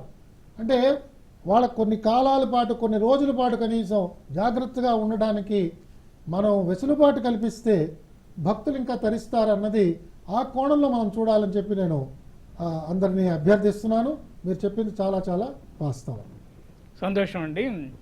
చీమ తలకాయంత ప్రసాదం ఉన్నా కూడా అది మన ఇంటికి వచ్చిందంటే శుభప్రదం అని చెప్పని భావించే రోజులు అప్పుడు ఇప్పుడు ఎప్పుడు ఉంటాయి. అంత పవిత్రమైంది తిరుమల ప్రసాదం అంటే. అది శుభం కూడా జరుగుతుంది, అది వాస్తవం, జగమెరిగిన సత్యం కూడాను. అలాంటి ప్రసాదాన్ని మరి కొరియర్ సర్వీస్ ద్వారా ఎవరికి కావాలంటే వాళ్ళకి పంపించవచ్చు అనే ఉద్దేశంతో ఇప్పుడు నిర్ణయాలు తీసుకుంటున్నారట. మరి అది కరెక్టేనా? దేవాలయంలో తీసుకోవడం మంచిదా, లేదంటే మన వెంకటేశ్వర స్వామి ఆలయం మన ఊర్లో ఉంటే అక్కడి నుంచి తీసుకోవడం మంచిదంటారా? అట్లా అదేనండి, ఇలాంటివే కొన్ని మనకి ఇబ్బందులు తెచ్చిపెడుతుంటాయండి. ఆ, ఇప్పుడు ఆ కొరియర్ సర్వీస్ అంటారు, ఉమ్, కొరియర్ సర్వీస్లో తీసుకొచ్చే అతనికి ఆ భక్తి ఉన్నదా, అతను దీన్ని అప్రూపంగా భావిస్తాడా, వాడు ప్యాకింగ్ చేస్తున్నప్పుడు వాడు చెప్పులు వేసుకుని ప్యాకింగ్ చేస్తున్నాడా, చెప్పులు విప్పి చేస్తున్నాడా, స్నానం చేసిన తర్వాత చేస్తున్నాడా, స్నానం చేయకుండా నాకు చేస్తున్నాడా? ఇంకో టోటలీ డిఫరెంట్ వ్యూ ఉంది దీని మీద. సార్ సార్ చెప్పండి సార్. అసలు ప్రసాదం ఎందుకు? దర్శనానికి ప్రసాదానికి సంబంధం. అవినాభావ సంబంధం ఉంది. ఆ దైవత్వాన్ని అట్లాగే ఉంచటం మంచిది. దర్శనంతో సంబంధం లేని ప్రసాదానికి ఏదో కొరియర్ ద్వారా పంపిస్తున్నాం వచ్చేస్తున్నాడంటే అది సరైన విధానం కాదు. అసలు ఎక్కడి నుంచి ఎక్కడికి వస్తున్నాం, ఎట్లా ఉండేది?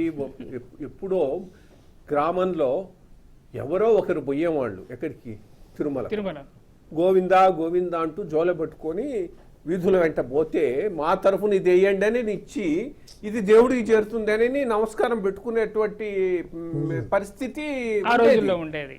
వచ్చిన వాడు శనివారం నాడు స్వామివారి సమారాధన పెట్టి మళ్ళీ మనం తెచ్చి ప్రసాదం పెడితే మనం అక్కడికి పోయి వచ్చినట్టు తరించేవాళ్ళం.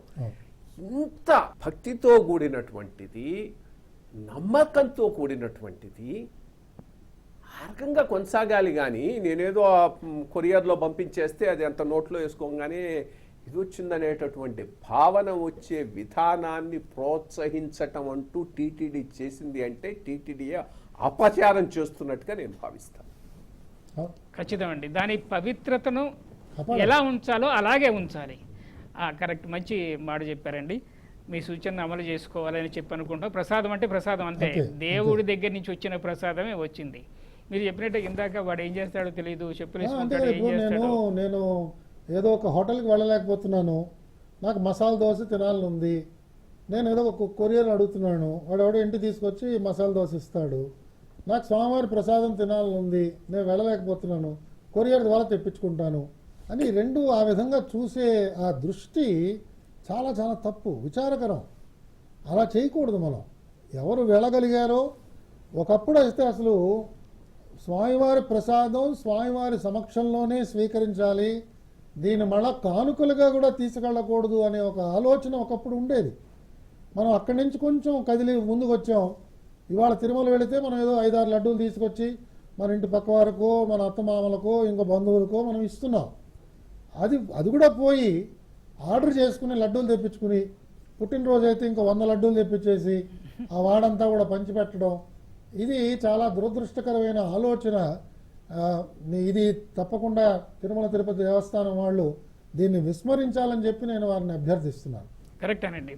కొరియర్ ప్యాక్ చేసిన తర్వాత కొరియర్ ఆఫీస్లోనే గుట్టగా పెరిగిపోతే వాడి చేత్తో కాకుండా కాలుతో కూడా నెట్టొచ్చు, వాడు దారికి అడ్డం తెలియదు ఉన్నాయి. అంటే అది కింద పడి చెత్త కుప్పలు పడితే అది శుభ్రంగా దులుపుకొని మళ్ళీ ఆ సంచులు వేసుకొని కొరియర్ సర్వీస్ చేయటం, ఇలాంటి ఎన్నో ఊహించిన సంఘటనలు జరుగుతాయి. ఎందుకంటే భగవంతుని స్మరించుకుంటూ వండిన వంట మహాప్రసాదం అవుతుంది, లేదంటే పదార్థమే. కాబట్టి అపవిత్రం జరిగే అవకాశాలు ఇలా ఉన్నాయి. కాబట్టి కొరియర్ సర్వీస్ కాదు, దేవుడి సమక్షం నుంచి మనం స్వయంగా తెచ్చుకున్న ప్రసాదమే అది మహాప్రసాదం. సంతోషం అండి. కృష్ణారావు గారు, ప్రభుత్వాలు మారిన తర్వాత వెంటనే ఇక్కడ పరిస్థితులు కూడా, తిరుమలలో పరిస్థితులు కూడా మారుతున్నాయి. అది ఎందుకు అట్లా జరుగుతున్నాయి? సహజమే కదా. ప్రభుత్వం టీటీడీ వేరు కాదు, బోర్డు ఈవో అంతా ఒక కృత్రిమ క్రియేషను. వాళ్ళకేదో పెద్ద స్వతంత్ర ప్రతిపత్తి ఉంటుంది, దానికి అనుగుణంగా వాళ్ళు పనిచేస్తారు అనుకోవటం పిచ్చి ఊహ. టీటీడీ అంటే సీఎం ఆఫీస్ నుంచే రన్ అవుతుంది. ఈవో ఎవరితో మాట్లాడినా సీఎం ఆఫీస్తో వాడితో మాట్లాడతాడు. సీఎం నుంచి క్లియరెన్స్ తీసుకున్న తర్వాతనే ఏదైనా చేస్తాడు. సో అంత ఇంపార్టెన్స్ ఉంది సీఎంలో కూడా. ఎందుకంటే వాళ్ళ పొలిటికల్ దీనికి ప్యాట్రనేజ్కి ఇది చాలా ఇంపార్టెంట్ సెంటర్ లాగా రన్ అవుతుంది. ఈ విధానం ఉన్నంత వరకు ప్రభుత్వాలు ఎట్లా ఉంటే టీటీడీ అట్లాగే ఉంటుంది. అంటే అది అవశ్యము అనివార్యం అంటారు ఖచ్చితంగా. అవశ్యం అనివార్యం. అందుకనే ప్రభుత్వాల యొక్క నియంత్రణ నుంచి దేవాలయాలు బయటికి రావాలని ఇందుక చెప్పాను, ఇప్పుడు మళ్ళా చెప్తూ ఉన్నాను. సంతోషం. అది ఉన్నంత కాలం ఈ దరిద్రం ఇట్లాగే కొనసాగుతూ ఉంటుంది. కృష్ణారావు గారు చెప్పింది కరెక్ట్ అండి. అట్లాగే మనకి గతంలో సుబ్రహ్మణ్యం గారు రాజులు రాజ్యపాలన వీళ్ళు ఉన్నప్పుడు ధర్మాధికారి వ్యవస్థ చాలా స్పష్టంగా, ధర్మాధికారి వ్యవస్థ అంటే ధర్మానికి కట్టుబడి ధర్మాన్ని ఆచరిస్తూ కొనసాగిన వ్యవస్థ. అందుట్లో ఆలయాలు మరింతగా ఆధ్యాత్మిక చింతనతో పరిడివిల్లాయి. మరి ఈ ప్రజాప్రభుత్వాలు ప్రజాపాలన వచ్చిన తర్వాత అందుకు భిన్నంగా జరుగుతున్నది. వారు చెప్పినట్లుగా మరి ఆ పరిధిలో నుంచి ఇవి బయటికి రావాలంటారా? నేను పూర్తిగా వారితో ఏకీభవిస్తున్నానండి. అంటే ఇది చాలా సంవత్సరాలు మనం చూస్తూ వచ్చాం.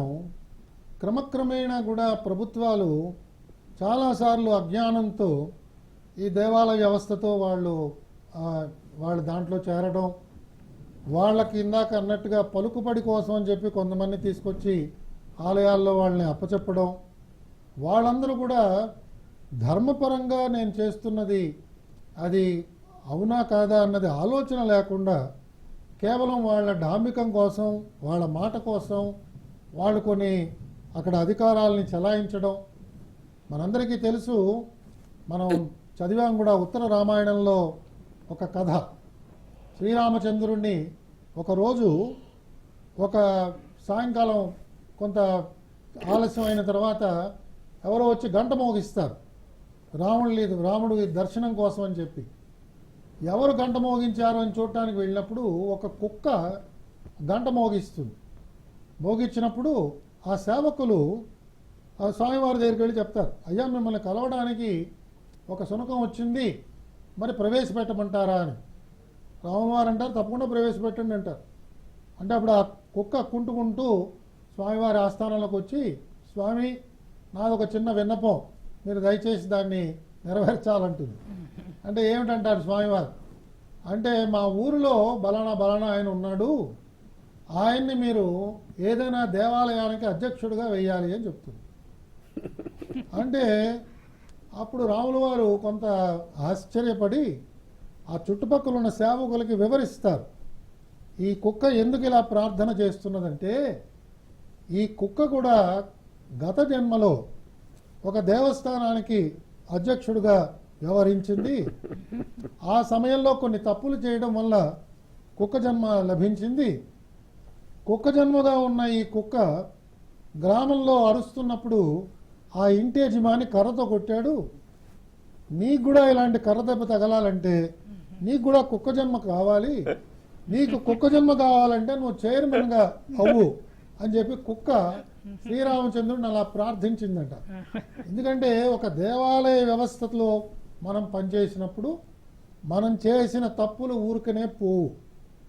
చైర్మన్నో బోర్డు మెంబర్లో ఏది పెట్టుకున్నా కూడా ఉచితంగా అక్కడి నుంచి ఒక చిన్న లడ్డు మన నోట్లో చేరినా, ఉచితంగా దర్శనం చేసినా, ఉచితంగా వస్త్రాలు పొందినా, ఏది ఉచితంగా పొందినా కూడా దాన్ని తప్పకుండా 10 రెట్లు మళ్ళా మన ద్వారా ఆ హుండీలోకి వెళ్ళిపోతుంది. ఇది యథార్థం. అనేక మంది నాకు తెలుసు శ్రీశైలంలో ప్రత్యక్ష అనుభవంతో కొంతమంది చెప్పారు, తిరుమల క్షేత్రంలో అనేక మంది అనుభవంతో చెప్పారు. కాబట్టి మనం ఏదో ఇవాళ బలనాయన పలుకుబడి వల్ల నాకు వచ్చింది ఈ పోస్టు, నన్ను తీసుకెళ్ళి అందులో వేశారు కదా అని ఆ విధంగా ప్రవర్తించడం చాలా చాలా హానికరం. ఇంతకు పూర్వం పనిచేసిన కొంతమంది చైర్మన్లు అయితే వాళ్ళ పేర్లన్నీ చెప్తే అంత బాగుండదు. వాళ్ళు కేవలం బోర్డు మీటింగ్ ఉన్న రోజు మాత్రమే వచ్చేవారు తిరుమలకి. వచ్చి ఒక దర్శనం చేసుకుని, దర్శనం తర్వాత వాళ్ళ కానుకలు సమర్పించుకుని హుండీలో మీటింగ్ పూర్తి చేసుకుని టీటీడీ వాళ్ళ వాహనం కూడా తీసుకోకుండా వాళ్ళ వాహనంలో తిరిగి వాళ్ళ ఊరు వెళ్ళిపోయేవారు. అంత పవిత్రంగా అంత జాగ్రత్తతో వాళ్ళు వ్యవహరించేవాళ్ళు.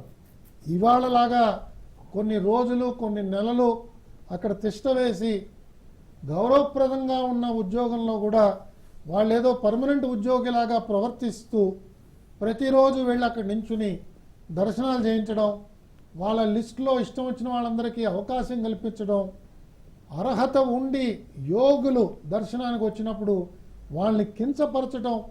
ఆ మధ్యన ఒక సన్యాసి నాకు అదే చెప్పాడు, అయ్యా మాకు దర్శనాలు ఎవరిస్తారండి, మేము కూడా ఆ 10,000 రూపాయల టికెట్ కొనుక్కోవాలట, లేకపోతే ఆన్లైన్లో కొనుక్కోవాలట, మాకు ఇంకా అలాంటి ఉచిత దర్శనాలు లేవు కదా అని ఒక సన్యాసి నాతో వాపోయాడు. కాబట్టి యతులు, యోగులు ఇలాంటి వాళ్ళందరూ ఆ క్షేత్రానికి ఏ రూపంలో వస్తున్నారో మనకు తెలియదు.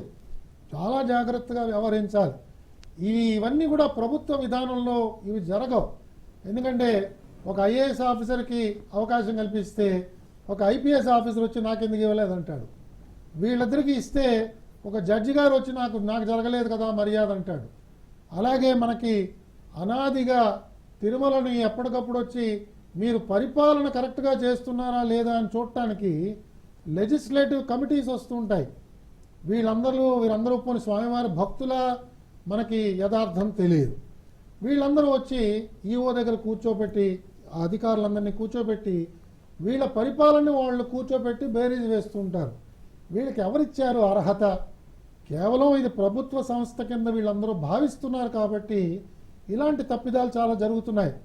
సంవత్సరం పొడవునా మనం చూస్తే కనీసం ఒక 10-12 బృందాలు ఇలా వస్తుంటాయి తిరుమల తిరుపతి దేవస్థానానికి. ఎస్టిమేట్స్ కమిటీ అని, పబ్లిక్ అకౌంట్స్ కమిటీ అని, ఇంకా SC/ST కమిటీలని, ఇలా వివిధ కమిటీలన్నీ వస్తుంటాయి. వారు యాత్ర చేయడానికి ఎక్కడ ఇబ్బంది లేదు. యాత్ర మేము వస్తున్నామండి, మాకు దయచేసి దర్శనం కల్పించండి అంటే తప్పకుండా అందరం కూడా వాళ్ళందరికీ కావాల్సిన ఏర్పాట్లు చేసి యాత్ర వాళ్ళకి క్షేమంగా జరగడానికి పరిపూర్ణంగా సహకరిస్తారు. కాదు, పరిపాలన ఎలా జరుగుతున్నది, టీటీడీ ఎలా అమలు చేస్తున్నది, వీళ్ళకి ఎంత తెలుసు, వీళ్ళు అడిగే ప్రశ్నలు ఏ విధంగా ఉంటాయి. ఇది నేనేదో ఇవాళ ఇక్కడ ఈ స్టూడియోకి వచ్చి మాట్లాడుతున్నట్టు కాదు. ఈ కమిటీలతో నేను ప్రత్యక్షంగా మాట్లాడాను, అవి మినిట్స్లో కూడా రికార్డ్ అయినాయి. కాబట్టి అలా జరగకూడదు. అక్కడున్న ఆలయ సిబ్బంది మఠాధిపతులకి జవాబుదారి. ఒక మఠాధిపతి వచ్చారు, ఆయనకి మేము అప్పుడు అక్కడ ఉన్న వాళ్ళు జవాబుదారీగా ఉండాలి. ఆ స్వామివారికి మర్యాదలు అందుకే ఇస్తాం. ఆయన దర్శనం అయిన తర్వాత, దర్శనం ముందో అక్కడున్న శ్రీకార్య నిర్వహణాధికారిని, ఇతర అధికారులని పిలిచి, అయ్యా మీ దగ్గర దర్శనాలకి ఇలాంటి ఇబ్బందులు ఉన్నాయంట, దీని గురించి ఏం చేస్తున్నారు, ఆగమ సమ్మతమైన శిక్షణ మీరు చేస్తున్నారా, మీ ప్రచురణలు ఎలా జరుగుతున్నాయి, ధర్మపాలన ఇందాక కృష్ణారావు గారు చెప్పినట్టుగా ధర్మ పరిరక్షణ ఏ విధంగా మీరు చేస్తున్నారు, ధర్మ వ్యాప్తికి మీరు ఏ విధంగా చేస్తున్నారు, ఇలాంటివన్నీ కూడా వాళ్ళకి మేము నివేదించాలి. వాళ్ళ దగ్గర నుంచి మేము ఎప్పటికప్పుడు మార్గదర్శనం పొందాలి. అలాంటిది అదేదో కేవలం గౌరవప్రదంగా ఉంటుందని చెప్పి వాళ్ళకి దర్శనాలు చేయడం, వాళ్ళని పంపించేయడం కాదు. వాళ్ళతో కూర్చుని మాట్లాడి, ఒకవేళ తెలియక ఈ అధికారులు తప్పులు చేసి సరిదిద్దుకోవాలి. అంత బాధ్యత అక్కడ అధికారుల మీద ఉన్నది. కాబట్టి ప్రభుత్వ ఆధీనంలో ఉండేటప్పటికీ ఒకవేళ పీఠాధిపతి వచ్చారు, అదే సమయానికి ఒక మంత్రి గారు వచ్చారు, ఈ అధికారుల దృష్టి ఎప్పుడు కూడా ఆ మంత్రి గారితో ఉంటుంది కానివ్వండి, పీఠాధిపతి గురించి ఆలోచన చేయడు. ఇది తప్పదు. ఇలాంటి కొన్ని లోపాలు జరుగుతున్నాయి. ప్రభుత్వానికి ఇవన్నీ పట్టదు. ప్రభుత్వం ఎంతసేపు దాని లోకం వేరు, ఆలోచనలు వేరు, వాళ్ళ గమ్యాలు వేరు, వాళ్ళు అనుకుంటున్న వాళ్ళకి కావాల్సిన గెలుపు వేరు. వాళ్ళకి ధర్మం గెలవాలి, అలాగే గ్లాని కలగకూడదు అనే దృష్టి అందరికీ ఉండకపోవచ్చు. కాబట్టి ప్రభుత్వ ఆధీనంలో దేవాలయాలు గత 200 సంవత్సరాల నుంచే ఉన్నాయి, అంతకు పూర్వం లేవు. కాబట్టి ఈ 200 సంవత్సరాల్లో ఉన్న ఈ అనుభవాన్ని చాలా పెద్దదిగా చేసుకుని ప్రభుత్వ ఆధీనంలో లేకపోతే దేవాలయాలు ఏమైపోతాయో అని మనం ఆందోళన చెందక్కర్లేదు. ప్రతి దేవాలయానికి అనుబంధంగా భక్తులందరూ కొన్ని భక్త సమాజాలుగా ఏర్పాటు చేసుకుని వాళ్ళ కార్యక్రమాల్లో వాళ్ళు నిమగ్నమై ఆ దేవాలయ పరిరక్షణకి అందరూ నడుం కట్టి ముందుకు రావాల్సిందిగా నేను మీ ద్వారా అందరినీ కోరుతున్నాను. అలా చేసుకున్నప్పుడు ఈ దేవాలయాలు త్వరలోనే ప్రభుత్వ ఆధీనంలోంచి పోతాయని చెప్పి మనం భావిద్దాం. అప్పుడు తప్పకుండా ఏమాత్రం లోపం లేకుండా మనం ఆశించిన ప్రగతి కోసం, ఆశించే మార్పు కోసం, ధర్మ పరిరక్షణ కోసం ఈ దేవాలయ నిర్వహణ తప్పకుండా మన పెద్దల వారి యొక్క ప్రాతినిధ్యంలో ఈ నిర్వహణ బాగా జరుగుతుందని చెప్పి నేను నమ్ముతున్నాను. తిరుమల అంటే ఇక అంతే, ఇక అది కలియుగ వైకుంఠం, ఇక అందుట్లో అనుమానం ఏమీ లేదు. ఇక అది ఎంత పవిత్రంగా ఉండాలో, ఎంత గొప్పగా ఉండాలో అనేది ప్రతి ఒక్కడి భావన. మరి అన్యమతస్థుల ఉద్యోగులు ఇందులో ప్రవేశించటం ఏమాత్రం సమంజసం లేదు. అక్కడ జరిగింది, జరుగుతున్నది, నిరోధించాల్సిన అవసరం ఉన్నది. అది ఒక ప్రధానమైన అజెండా కింద తీసుకుపోవాలి. ఆ చేసే ప్రయత్నంలోనే పాపం ఎల్వి గారు దెబ్బతిన్నారు. సో అదొకటి. అంటే ఇంకొక నిదర్శనం, ముఖ్యమంత్రి గారికి హిందూ ధర్మ సంస్థల మీద నిబద్ధత లేకపోతే ఇటువంటి ఇనిషియేటివ్స్ తీసుకునే ఆఫీసర్లు ఏ రకంగా ఇబ్బందులు పడతారనే దానికి ఇది ఒక పెద్ద నిదర్శనం. సో దాంట్లో ఏమీ డౌట్ లేదు. కొంత పబ్లిక్ ఎడ్యుకేషన్ అవసరం ఉన్నది దీంట్లో, ఎందుకంటే ప్రభుత్వాలు ఫెయిల్ అవుతున్నాయి కాబట్టి. ఒక ఫుల్ ప్రూఫ్ సిస్టమ్ను పెట్టి మతం మీద నమ్మకం లేని వాళ్ళు అక్కడ ఉండటానికి వీలు లేదు. ఇది పబ్లిక్ ఇన్స్టిట్యూషన్ కాదు, ఇది హిందూ ఇన్స్టిట్యూషన్. దానికి తగిన చర్యలు తీసుకోవాల్సిన అవసరం అయితే అంతేనా ఖచ్చితంగా ఉన్నాయి. అది ఆయన కృప ఎప్పుడు సాకారం అవుతుందో, ఎప్పుడు సాధ్యం అవుతుందో ఆయనే చూసుకోవాలి. ఇక తర్వాత మీలాంటి పెద్దలు సంకల్పం ఉంటే అది ఖచ్చితంగా ఒక బీజం పడుతుంది, అదే మహావృక్షం అవుతుంది, ఖచ్చితంగా జరుగుతుంది. అయ్యా, ఇప్పుడు మఠాధిపతులు, పీఠాధిపతులు పర్యవేక్షణ ఉంటే మంచిదా? అంటే మీరు చెప్పారు ఇందాక, ప్రభుత్వ ఆధీనంలోంచి బయటపడగలిగితే 200 ఏళ్ల క్రితం నాడు ఎలాంటి వైభవంతో ఆలయాలు విలసిల్లినాయో అలాంటి వైభవాన్ని మళ్ళీ మనం చూడవచ్చనే అన్యాపదేశంగా పరోక్షంగా మీరు ప్రస్తావన చేశారు. మరి అలాంటప్పుడు ప్రభుత్వం దగ్గరించి వైదొలిగిన తర్వాత మరి మఠాధిపతులు, పీఠాధిపతులు, మహనీయులు, మహాయోగులు, అవధూతలు, సిద్ధపురుషులు మీరు అన్నారు కదా ఇందాక, మనకు తెలియకుండానే మహానుభావులు ఉన్నారు. అలాంటి వాళ్ళు పర్యవేక్షణలో కానీ ఈ మన ఆలయాల వ్యవస్థ కొనసాగితే బాగుంటుందంటారా? అంతేనండి, తప్పకుండా. మనకి ఆదిశంకరాచార్య స్థాపించిన మఠాలు ఉన్నాయి. మనకి సమీపంగానే కంచి మఠం ఉన్నది, అలాగే శృంగేరి మఠం ఉన్నది, అలాగే చాలా అనాదిగా ఉన్న పుష్పగిరి మఠం ఉన్నది. ఇలాంటి మఠాలు మన రాష్ట్రంలో ఉన్నప్పుడు తప్పకుండా రాష్ట్ర సమీపంలో ఉన్న ఈ మఠాలని, ఆ పెద్దవారందరినీ కూడా సంప్రదించి, అలాగే ఆగమ శాస్త్రం మనందరికీ తెలుసు, అవన్నీ కూడా ఇవాళ గ్రంథస్థమై ఉన్నాయి. వాటన్ని ఆధారంగా ఈ క్షేత్రాలని ఏ విధంగా పరిపాలన చేయాలి, ఆ సామర్థ్యం ఉన్న వాళ్ళని తీసుకొచ్చి ఆ కమిటీస్లో వేసుకోవడం కానీ, అక్కడ చేస్తున్న దైనందిన చర్యలు, అక్కడ ఉన్న ఉద్యోగస్తులుగా చేస్తున్న వారు ఒక సేవక భావంతో చేయడానికి వీలుగా, ఇవాళ తిరుమల తిరుపతి దేవస్థానంలో కూడా అనేక మంది ఉద్యోగస్తులు చాలా చాలా గొప్ప భావంతో ఉద్యోగం చేస్తున్నారు. కానీ అందరూ చేస్తున్నారా? అది చిన్న మనకి ఇబ్బందికరమైన ప్రశ్న. అందరూ చేయలేకపోతున్నారు, ఎందుకంటే అందరికీ ఆ విధమైన పరిచయం లేదు, వాళ్ళు ఆ శ్రద్ధ లేదు, అలాగే అలాంటి అభ్యాసం వాళ్ళకి చిన్నప్పటి నుంచి దురదృష్టవశాత్తు వాళ్ళకి కలగలేదు. కాబట్టి సేవకుల భావంలో వాళ్ళు పనిచేయగలిగి, ప్రతి నిత్యం నేను స్వామివారికి సేవ చేస్తున్నాను, అక్కడెక్కడో ఉండి నేను ఆ పళ్ళతోట చూస్తున్నా కూడా స్వామివారికి చేరే ఈ ఫలం నేను దీనికి ఈ సేవగా నేను అర్పించుకుంటున్నాను. ఆ వాహనాన్ని తోలే ఆ చోదకుడు కూడా నేను స్వామివారికి తీసుకెళ్లే ప్రసాదాలన్నీ తీసుకెళ్తున్న వాహనాన్ని నేను నడుపుతున్నాను. ప్రతి అంశాన్ని జాగ్రత్తగా వాళ్ళు అర్థం చేసుకోగలిగి ఆ విధంగా పనిచేస్తే తప్పకుండా ఆ క్షేత్రానికి వెళ్ళిన వాళ్ళందరూ కూడా పునీతులు అవుతారు. వాళ్ళందరి జీవితాల్లో కూడా కొత్త కొత్త ప్రమాణాలని వారు చేరగలుగుతారు. కాబట్టి ప్రభుత్వాలు ఇవి చేయలేవు. ప్రభుత్వం ఇవాళ ఏంటంటే ప్రాధాన్యతలు మారుతుంటాయి. ఒక ప్రభుత్వం వస్తుంది, నాకు చదువు ముఖ్యం అంటుంది, ఇంకో ప్రభుత్వం వస్తుంది, నాకు వైద్యం ముఖ్యం అంటుంది, ఇంకో ప్రభుత్వం వచ్చి నాకు నీటి పారుదల ముఖ్యం అంటుంది. అలా వాళ్ళకున్న ప్రాధాన్యతలు బట్టి వాళ్ళు చేస్తుంటారు. వాళ్ళు ఆశించే ఫలితాలు కూడా వేరే రకంగా ఉంటాయి. అంతేగాని ఈ ధార్మికమైన ఆలోచనలు ప్రభుత్వం ప్రకటించుకున్న దాఖలాలు మనకి ఇంతవరకు మన చరిత్రలో మనం చూడలేదు. కాబట్టి అలాంటి వారి నుంచి మనం ఆశించి భగవద్గీత శ్లోకాలు ఆ రాష్ట్ర ముఖ్యమంత్రి వేదిక మంచి చెప్పగలుగుతాడా? అదే క్రైస్తవ మతంలో బైబిల్ తీసుకుని చదివాడు ఒక ముఖ్యమంత్రి, కానీ భగవద్గీత శ్లోకాలు చదవగలడా? చదవడు. ఎందుకంటే ఒక రకమైన న్యూనతా భావం.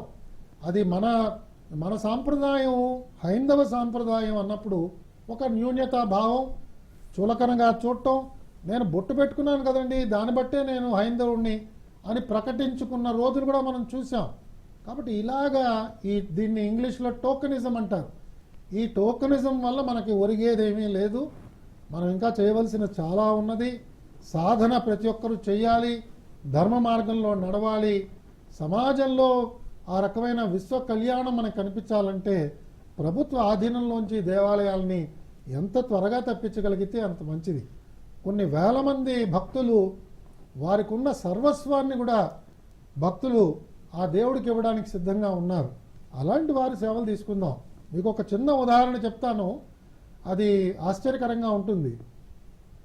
స్వామివారి హుండీలో వేసిన ఈ నాణాలు, ఈ ఇతర వస్తువులన్నీ కూడా మీ అందరికీ తెలుసు. అవన్నీ జాగ్రత్తగా తీసి లెక్క పెడతారు, లెక్క పెట్టి మూటల కింద కడతారు. దానికి ఇంతకు పూర్వం టీటీడీ ఉద్యోగస్తుల్ని వేసేవారు డ్యూటీ కింద. కొన్ని అనేక కారణాలు, కొంతమంది సార్ మాకు ఆ దుమ్ము రావడం వల్ల మాకు ఏదో శ్వాసకోశ ఇబ్బంది వస్తుందండి, ఇబ్బందులు వస్తున్నాయి, సిక్ లీవ్ పెట్టుకుని వేరియస్ రీజన్స్ వల్ల చాలామంది ఉద్యోగస్తులు వచ్చేవారు కాదు. అలాంటప్పుడు అవన్నీ మిగిలిపోయావు, బస్తాలు పేరుకుపోయాయి.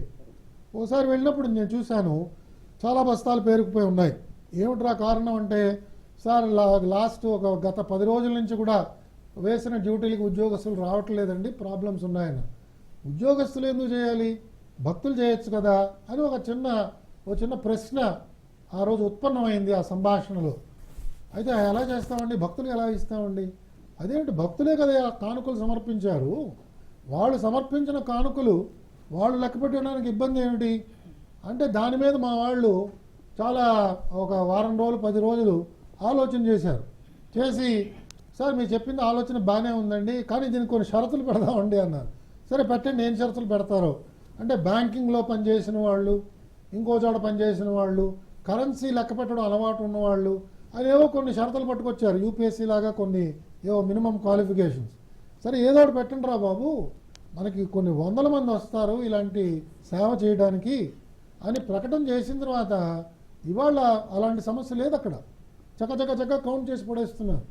ఎవరైతే ఈ సేవ చేయడానికి వస్తున్నారో వాళ్ళు అపురూపంగా భావిస్తున్నారు స్వామివారికి మేము చిన్న కైంకర్యం చేసుకున్నామని. కాబట్టి ఏదో మనమే చేయాలి, నేనే చేయాలి అనే భావనలోంచి మనం తప్పుకుని ప్రభుత్వాన్ని ఎంత త్వరగా ఈ ప్రాంతాల నుంచి మనం స్వస్తి చెప్తామో అంత త్వరగా ఈ దేవాలయాలన్నీ కూడా బాగుపడతాయని మనకు తెలుస్తున్నది. కొన్ని వందల వేల ఎకరాలు దాతలు ఇచ్చారు దేవాలయాలకి. మన రాష్ట్రంలో, ఆంధ్రప్రదేశ్ రాష్ట్రంలో సుమారు 11,000 ఎకరాలకి ఇంకా నష్టపరిహారం ఇవ్వాలి ప్రభుత్వం. భూములు తీసుకుంది కానీ నష్టపరిహారం ఇవ్వలేదు. కాబట్టి ఇదంతా కూడా అన్యాయమే. ఇది బహుశా ఉన్నత స్థాయిలో ఉన్న వాళ్ళకి ఇది అర్థం కాకపోవచ్చు. ఇంకొక చిన్న ఉదాహరణ చెప్తాను, కృష్ణారావు గారికి బాగా తెలుసు. స్వామివారికి కానుకలు ఇవ్వడానికి, వస్త్రాలు ఇవ్వడానికి ముఖ్యమంత్రి వస్తారు. ఆ వస్త్రాలు టీటీడీఏ కొని ప్రభుత్వ పక్షాన ముఖ్యమంత్రి గారికి ఇచ్చి, ముఖ్యమంత్రి గారు మళ్ళీ స్వామివారికి సమర్పిస్తున్నారు. అంటే స్వామివారి సొమ్ము ముఖ్యమంత్రి గారు స్వామివారికే మళ్ళీ బహుకరిస్తున్నారు. ఇది ఎంత అపరాధం. నాకు పెద్దలు ఒకసారి రమణాచారి ఫోన్ చేసి చెప్పాడు, ఇది కొంచెం ఈ తప్పు జరగకుండా చూసుకో అని చెప్పి నాకు ఫోన్ చేసి చెప్తే, నేను ఆ 2 సంవత్సరాలు జాగ్రత్తగా నిర్మోహమాటంగా ముఖ్యమంత్రి కార్యాలయానికి చెప్పి మీరు జీవో ఇష్యూ చేసి ఆ డబ్బును శాంక్షన్ చేయించి, కావాలంటే కొంటాం, టీటీడీ నుంచి మేము కొంటాం, కానీ దాన్ని మళ్ళీ మీరు టీటీడీకి కాంపన్సేట్ చేయాలి. ఇలాంటి చిన్న విషయాలు ఉంటాయి. ఇది ప్రభుత్వం ఎప్పుడు పట్టించుకోదు. కాబట్టి ప్రభుత్వం ఇలాంటి వాటిలోకి రావడం అనవసరం. ప్రభుత్వం ఆశించినట్టుగా విశ్వమానవ కళ్యాణం కోసం ఆ దేవస్థానాలన్నీ కూడా పూజలు చేస్తాయి. వర్షాలు రాకపోతే వారు చేయవలసిన వ్రతాలు చేస్తాయి. ఆ విధంగా దేవాలయాలన్నీ కూడా ఆ ప్రభుత్వం ఆశిస్తున్న ప్రగతి కోసం, సంక్షేమం కోసం వాటిని మనం ఇన్వాల్వ్ చేయడంలో తప్పు లేదు. కానీ నేనే ఆధిపత్యం చేయాలన్న ఈ ఆలోచనలోంచి ప్రభుత్వాలన్నీ కూడా సగౌరవంగా పక్కకొస్తే వారు కృతార్థులవుతారు. ధర్మాన్ని నిలబెట్టిన వారు అవుతారని చెప్పి నేను వారికి మనవి చేస్తున్నాను. హుండీధనం బస్తాల రూపంగా పెరిగిపోయినా దాన్ని సమస్యకు పరిష్కారం లేదు, అనారోగ్యం పాలవుతున్నారు సిబ్బంది అంటే మీరు ఒక చిన్న సలహా ఇచ్చి త్రిటిలో దాని సమస్యను పరిష్కారం చేశారు. అంటే ఉద్యోగుల మధ్య నుంచి భక్తుల మధ్యకు సమస్యను తీసుకొచ్చారు. అలాగే ప్రభుత్వ అధికారం నుంచి ప్రజల మధ్యకు దేవాలయ వ్యవస్థను తీసుకొచ్చినట్లయితే కరెక్ట్గా అదే విధంగా జరుగుతుందనేది ఖచ్చితంగా నమ్ముకుందామండి. తిరుమల దేవస్థానం ఒక జిల్లాది, ఒక తాలూకాదో, మండలానిదో, ఒక ప్రాంతానిదో, ఒక రాష్ట్రానిదో, ఏదేదో ఎక్కడెక్కడిదో కాదు, దేశవ్యాప్తంగా ఉన్న భక్తులది. ఒక రకంగా చెప్పాలంటే ప్రపంచవ్యాప్తంగా ఉన్న హైందవ సమాజం నిరంతరం అటువైపు దృష్టి సారిస్తూ ఉంటారన్నమాట. అలాంటి అక్కడ ఎన్నో ఇలాంటి విషయాలు మనం లోపాల గురించి కూడా మాట్లాడుకున్నాం. ఇప్పుడు అక్కడి నుంచి వేరే చోటుకి వెళ్తే మన ప్రధాని గారు మోడీ గారు ఆదిశంకరాచార్యుల విగ్రహాన్ని అక్కడ ఆవిష్కరించి చాలా గొప్పగా చేశారు. అది ఆయన ఢిల్లీ కాదు, అది ఆయన రాష్ట్రము కాదు, ఒక విధంగా చెప్పుకుందాం. అట్లాగే మరి ఎన్నో చోట్ల కాశీ ఎన్నో అద్భుతమైన ఇదివరకు ఇరుకు సందులు దండయాత్రలను అడ్డుకోవటం కోసం ఇరుకు సందులుగా మారిన దాన్ని విశాలంగా మార్చి అద్భుతంగా అది ఒక కాశీనా మనం చూస్తున్నది అని చెప్పనే భావన కలుగుతున్నది. ఇలాంటి సమస్యలన్నిటి కూడా ఆయన పెద్ద ఆయన అక్కడ కూర్చొని పరిష్కరిస్తున్నాడు కదా, మరి ఈ విషయాలు వారి దృష్టిలోకి వెళ్ళటం లేదా? ఆయన దృష్టి ఇటు పడుతూ ఉంది, అది కూడా ఆలోచించాలి. పడినా ఇక్కడ ఉన్న ప్రభుత్వ విధానం ఎట్లా ఉంటుంది అదొకటి. ప్రధాని గారి చొరవకు ఇండిపెండెంట్గానే ఇక్కడ వ్యవహారాలు నడవటం మంచిదనేది నా అభిప్రాయం. అది జరగాలి, జరిగే విధంగా ముందుకు పోవాల్సిన అవసరం. క్లుప్తంగా చెప్పారు. నా ఆన్సర్లు ఎప్పుడూ క్లుప్తంగానే. ఇది పెద్ద సమస్య కదా, తిరుమల అంటే విస్తృతమైన సమస్య ఇది. ఆలయాలకు ఇచ్చిన భూములు, ఆ భూములన్నీ కూడా అక్కడ దేవాలయానికి ఇచ్చినట్లు కాదని చెప్పని మద్రాసు హైకోర్టు వారి పేరేంటి విఆర్ మహదేవన్ న్యాయమూర్తి గారు వారు ప్రకటించారు. ఎందుకంటే అవన్నీ కూడా ఆలయానికి సంబంధించినవి కాదు, హైందవ ధర్మాన్ని మరింతగా పరిడివిల్ల చేయటానికి చేయాల్సిన ధనంగా భావించాలి. అంతేగాని ఎవరో ప్రభుత్వం వచ్చి దాన్ని అమ్ముకోవటం కోసం కానీ ఆలయం మా పరిధిలో ఉంది కాబట్టి మేము అమ్ముకుంటామని కానీ దానికి ఏమాత్రం హక్కు లేదు అని చెప్పని బల్లగుద్దినట్టు చెప్పి మరీ చెప్పారట. మరి అది ఆచరణలో జరుగుతుందంటారా? మంచి జడ్జిమెంట్ ఆచరణలో జరగాలంటే ప్రభుత్వాల్లో నిబద్ధత ఉండాలండి వీటన్నిటికీ. అది మోస్ట్ ఇంపార్టెంట్. బికాస్ మళ్ళా ఎవడో కోర్టుకు పోయి మీ జడ్జిమెంట్ను ప్రభుత్వాలు పాటించటం లేదు అని కంటెంప్ట్ పెడితే కానీ కోర్టు జడ్జిమెంటు అమలయ్యేటటువంటి పరిస్థితి నాడు లేదు. కాబట్టి జడ్జిమెంట్ మంచి జడ్జిమెంటు, దాంట్లో ఎటువంటి టూ ఒపీనియన్స్ ఉండాల్సినటువంటి అవసరం లేదు. ఎందుకనంటే తప్పకుండా ఎవరైనా కనుక దానం ఇచ్చారు అంటే కేవలం ఒక సంస్థ, ఆ దేవాలయమే కాకుండా బ్రాడర్ హిందూ ధర్మానికి అనుగుణంగా ఇచ్చినటువంటివి, దానికి అనుగుణంగా వాడుకోవాల్సిన అవసరం అయితే ఎంతైనా ఉన్నది. అది ఆపరేషనలైజేషన్ కావాలి అంటే ప్రభుత్వాల నిబద్ధత చాలా చాలా ఇంపార్టెంట్. అది లోపిస్తూ ఉందనే దాని నుంచి మనం డిస్కస్ చేసినటువంటి అంశం. మరి దాని నుంచి ఎట్లా అనేదానికి మరి విస్తృతంగా ప్రభుత్వ ఆధిపత్యం నుంచి వీటిని బయటికి తీసుకురావటానికి ప్రయత్నాలు అయితే జరుగుతున్నాయి. అవి సక్సెస్ఫుల్ అవుతాయని ఆశిద్దాం. సరే సుబ్రహ్మణ్యం గారు, మనం ఎక్కడికైనా వెళ్తే కొన్ని చోట్ల ఆలయ మర్యాదలను పాటిస్తాం. గురువుల దగ్గరికి వెళ్ళినప్పుడు, మఠాధిపతులు పీఠాధిపతుల దగ్గరికి వెళ్ళినప్పుడు షర్ట్ విప్పదీసేసి చక్కగా కండవ వేసుకొని వెళ్ళటం, ఇలాంటి కొన్ని మన హిందూ ధర్మ సాంప్రదాయంలో పాటించవలసినటువంటి సంప్రదాయాలు చాలా ఉన్నాయి. అలాగే తిరుమల అంతే, అక్కడ కూడా మనం పాటించదగినటువంటి సంప్రదాయాలు ఉన్నాయి. పట్టించుకోకుండా పోయే వారి పరిస్థితులు ఇప్పుడు ఎక్కువ అవుతున్నాయి. దీని పట్ల మీ అభిప్రాయం ఏంటి? అంటే ఇవి కొన్నిసార్లు ఏమవుతుందంటేనండి, మన సామాన్యంగా మన ఇంట్లో పెద్దలు ఇవన్నీ మనకు చెప్తుంటారు. అలాగే అక్కడ ఇంతకు పూర్వం పనిచేసిన వారిని మనం సంప్రదిస్తున్నప్పుడు కొన్నిసార్లు మనకి వారు చెప్తూ ఉంటారు. మనకి మా సివిల్ సర్వీస్లో మాకు ఎప్పుడూ చెప్పేది ఏమిటంటే, నువ్వు ఏదైనా ఒక ఉద్యోగంలో వెళ్ళి చేరినప్పుడు నీకంటే ముందున్నవాడు చేసినవన్నీ తప్పులు అని చెప్పి మాట్లాడటం మొదలెట్టుకు. ఒక 6 నెలలు నోరు మూసుకుని ఆయన చేసినవే నువ్వు కంటిన్యూ చేయి. ఆ తర్వాత నీకు అవగాహన పెరిగిన తర్వాత అప్పుడు నువ్వు కావాలంటే నీ సొంత ఆలోచన చేయి అని సర్వసామాన్యమైన ఉద్యోగాల్లో కూడా అలా చెప్తారు. అలాంటిది ఇలాంటి క్షేత్రంలో మనం వెళ్ళినప్పుడు చాలా గొప్ప విషయాలు ఉంటాయి. ఇప్పుడు స్వామివారి దర్శనానికి వెళ్తున్నాం, కింద నుంచి మనం బయలుదేరుతున్నాం, అలిపిరి దగ్గర నుంచో శ్రీవారి మెట్టు దగ్గర నుంచో.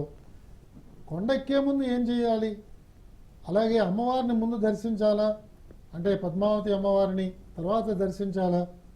అలాగే ఎలాంటి వస్త్రాలు ధరించి వెళ్ళాలి? దర్శనంకి వెళ్లే ముందు ఏ విధంగా మనం సిద్ధమై ఉండాలి? ఏదైనా ఒక మంత్ర ఉచ్చారణ చేసుకుంటూ దర్శనానికి వెళ్తే గొప్ప ఒక దర్శన భాగ్యం లభించిందని మనకు తెలుస్తుంది కదా. అలాగే నుదుటున అది కుంకుమ ధరించడం కానీ, అలాగే స్త్రీలకి అక్కడ ఎవరు కూడా పువ్వులు ధరించడానికి అనుమతి లేదు. అలాగే చాలామంది నూతనంగా వివాహం జరిగిన తర్వాత తల్లిదండ్రులతో పాటు స్వామివారి దర్శనానికి వెళతారు.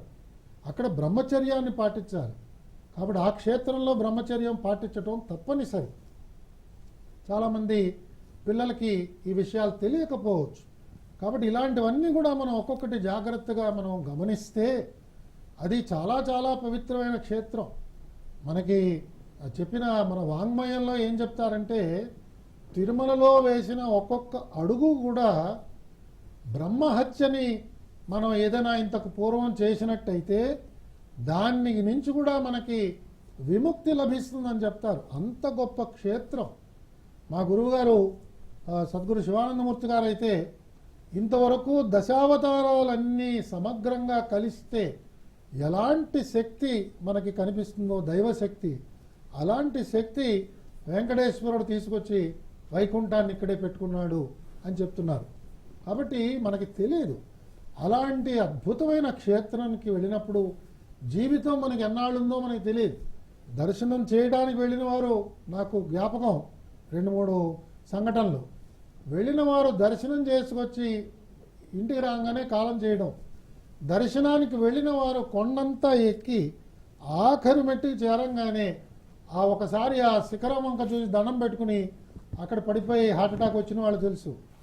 నేను వస్తున్నాను బలానా సమయంలో దర్శనానికి, నాకు ఏర్పాట్లన్నీ చేయండి, నాకు బలానా కాటేజ్ ఇస్తే బాగుంటుంది, ఇంతమంది పిల్లలతో నేను వస్తున్నాను అని చెప్పి ప్రధానమంత్రి కార్యాలయంతో సంబంధం ఉన్న ఒక అధికారి నా జ్ఞాపకం పాపం 2-3 సార్లు చాలా చాలా వినయంగా భక్తితో చెప్పేవాడు, తప్పకుండా సార్ తప్పకుండా రండి అని. ఆయన వద్దామనుకున్న రోజు ఆ ఫ్లైట్ తిరుపతిలో ల్యాండ్ అవ్వాల, ఏదో ఒక ఇబ్బంది వచ్చి తిరుపతి దాకా వచ్చిన ఫ్లైట్ మళ్ళా వెనక్కి హైదరాబాద్ వెళ్ళిపోయింది. కాబట్టి ఆయన ప్రయాణాన్ని రద్దు చేసుకోవాల్సి వచ్చింది. ఆంధ్రప్రదేశ్ రాష్ట్రానికి ప్రధాన కార్యదర్శిగా ఉన్న ఎస్ఆర్ రామ్మూర్తి గారు 2 పర్యాయాలు పివిఆర్కే ప్రసాద్ గారు అక్కడ ఈఓగా ఉన్నప్పుడు దర్శనానికి రావడం, ఆయన దిగడం బండి, వెంటనే ముఖ్యమంత్రి కార్యాలయం నుంచి మీరు వెంటనే రావాలి అని చెప్తే వెళ్ళిపోయాడు ఒకసారి. రెండవసారి కొండెక్కుతున్నప్పుడు వీరిద్దరూ కూడా సరిగ్గా మధ్య పాయింట్ దాకా వెళ్ళేటప్పటికి వాళ్ళకి వైర్లెస్ మెసేజ్లో సీఎం గారు మిమ్మల్ని అర్జెంటుగా వెనక్కి రమ్మంటున్నారు అంటే వెనక్కి వెళ్ళిపోయారు. రాష్ట్రంలో ప్రధాన కార్యదర్శి కూడా దర్శన భాగ్యం ఆ సమయంలో లభించలేదు. కాబట్టి చాలా దుర్లభమైన ఈ దర్శనానికి మనం వెళుతున్నప్పుడు మనం దానికి కొంచెం సమాయత్తం అవ్వాలి. అంతేకాని ఏదో యాదృచ్ఛికంగా ఇప్పుడు మనం బజార్లోకి వెళ్ళి కొందాం అనుకోలేదు, సడన్గా పుల్లారెడ్డి స్వీట్ స్టాల్ కనిపించింది, ఏదో స్వీట్ తింటే బాగుంటుంది కదా కొనుక్కున్నాం, ఆ విధంగా దొరికింది కాదు ఇది. ఇది ఎన్నో జన్మల పుణ్యఫలంతో మనకు లభించింది. కాబట్టి దానికి భక్తులందరూ సమాయత్తం కావాలి. వెళ్లే ముందు అనేక మంది దీని గురించి రాశారు. ఆ చిన్న చిన్న పుస్తకాలు ఏమైనా మనం తీసుకుని చదువుకుని సమాయత్తం అయ్యి చక్కగా వెళ్ళి స్వామివారి దర్శనం చేసుకుంటే పరిపూర్ణమైన అనుగ్రహం పొందడానికి ఒక అవకాశం ఉంటుంది. ఒక దర్శనంతోనే మనకి మోక్షం స్వామివారు ప్రసాదించవచ్చు. కాబట్టి ఆ పవిత్రమైన భావంతో వెళ్ళాలి. దీనికి ఆ క్షేత్రంలో ఉన్న ఆ ఆచారాలన్నీ కూడా మనం గౌరవంగా వాటిని ఆచరించగలిగితే తప్పకుండా ఫలితం లభిస్తుందని మన పెద్దలు చెప్తున్నారు. అది మీకు జ్ఞాపకం చేస్తున్నాను. కనురెప్ప వాల్చే శక్తి కూడా స్వామివారు అనుగ్రహిస్తేనే మనం రెప్ప వాల్చగలం. నేను ఇది చేశాను అది చేశాను అనే దానికంటే కూడా ఆయన సంకల్పం మేరకు జీవితం మమేకమే కొనసాగుతుందనే విషయాన్ని చక్కగా చెప్పారు. లేదంటే వాళ్ళకి ఎక్కడి దాకా వచ్చి దర్శనం లేకుండా పోవటం ఏంటి? ఈశ్వరేచ్ఛ, ఆయన భగవంతుడు శ్రీమన్నారాయణుడి కరుణ అది ఎప్పుడు జరగాలో ఏం జరగాలో అలా జరుగుతుంది. ఖచ్చితంగా ఈనాడు చాలా మంచి విషయాలు మాట్లాడుకున్నామండి. తిరుమల గురించి, తిరుమలలో ఉన్న స్థితిగతుల గురించి, భక్తుడి ఆవేదన, పాలక మండలి, ప్రభుత్వ నిర్ణయాలు, ఇవన్నీ కూడా చాలా చక్కటి విషయాలు. మన సీనియర్ కృష్ణారావు గారు అందరి నాల్కల మీద నాట్యం చేస్తున్న పేరు ఐవైఆర్ కృష్ణారావు గారు. అలాగే అందరికీ ఆదర్శప్రాయులైనటువంటి మన ఎల్వి సుబ్రహ్మణ్యం గారు చాలా చక్కటి విషయాలు చెప్పారండి. చాలా చాలా ధన్యవాదాలు. Thank you. ఈనాటి కార్యక్రమం తిరుమల వెంకన్నకు కోపం వచ్చిందనే కార్యక్రమంలో ఈనాడు కృష్ణారావు గారు, సుబ్రహ్మణ్యం గారు చాలా చక్కటి విషయాలు చెప్పారు. మరో కార్యక్రమం ద్వారా మళ్ళీ కలుసుకుందాము. అంతవరకు సెలవు. నమస్కారం.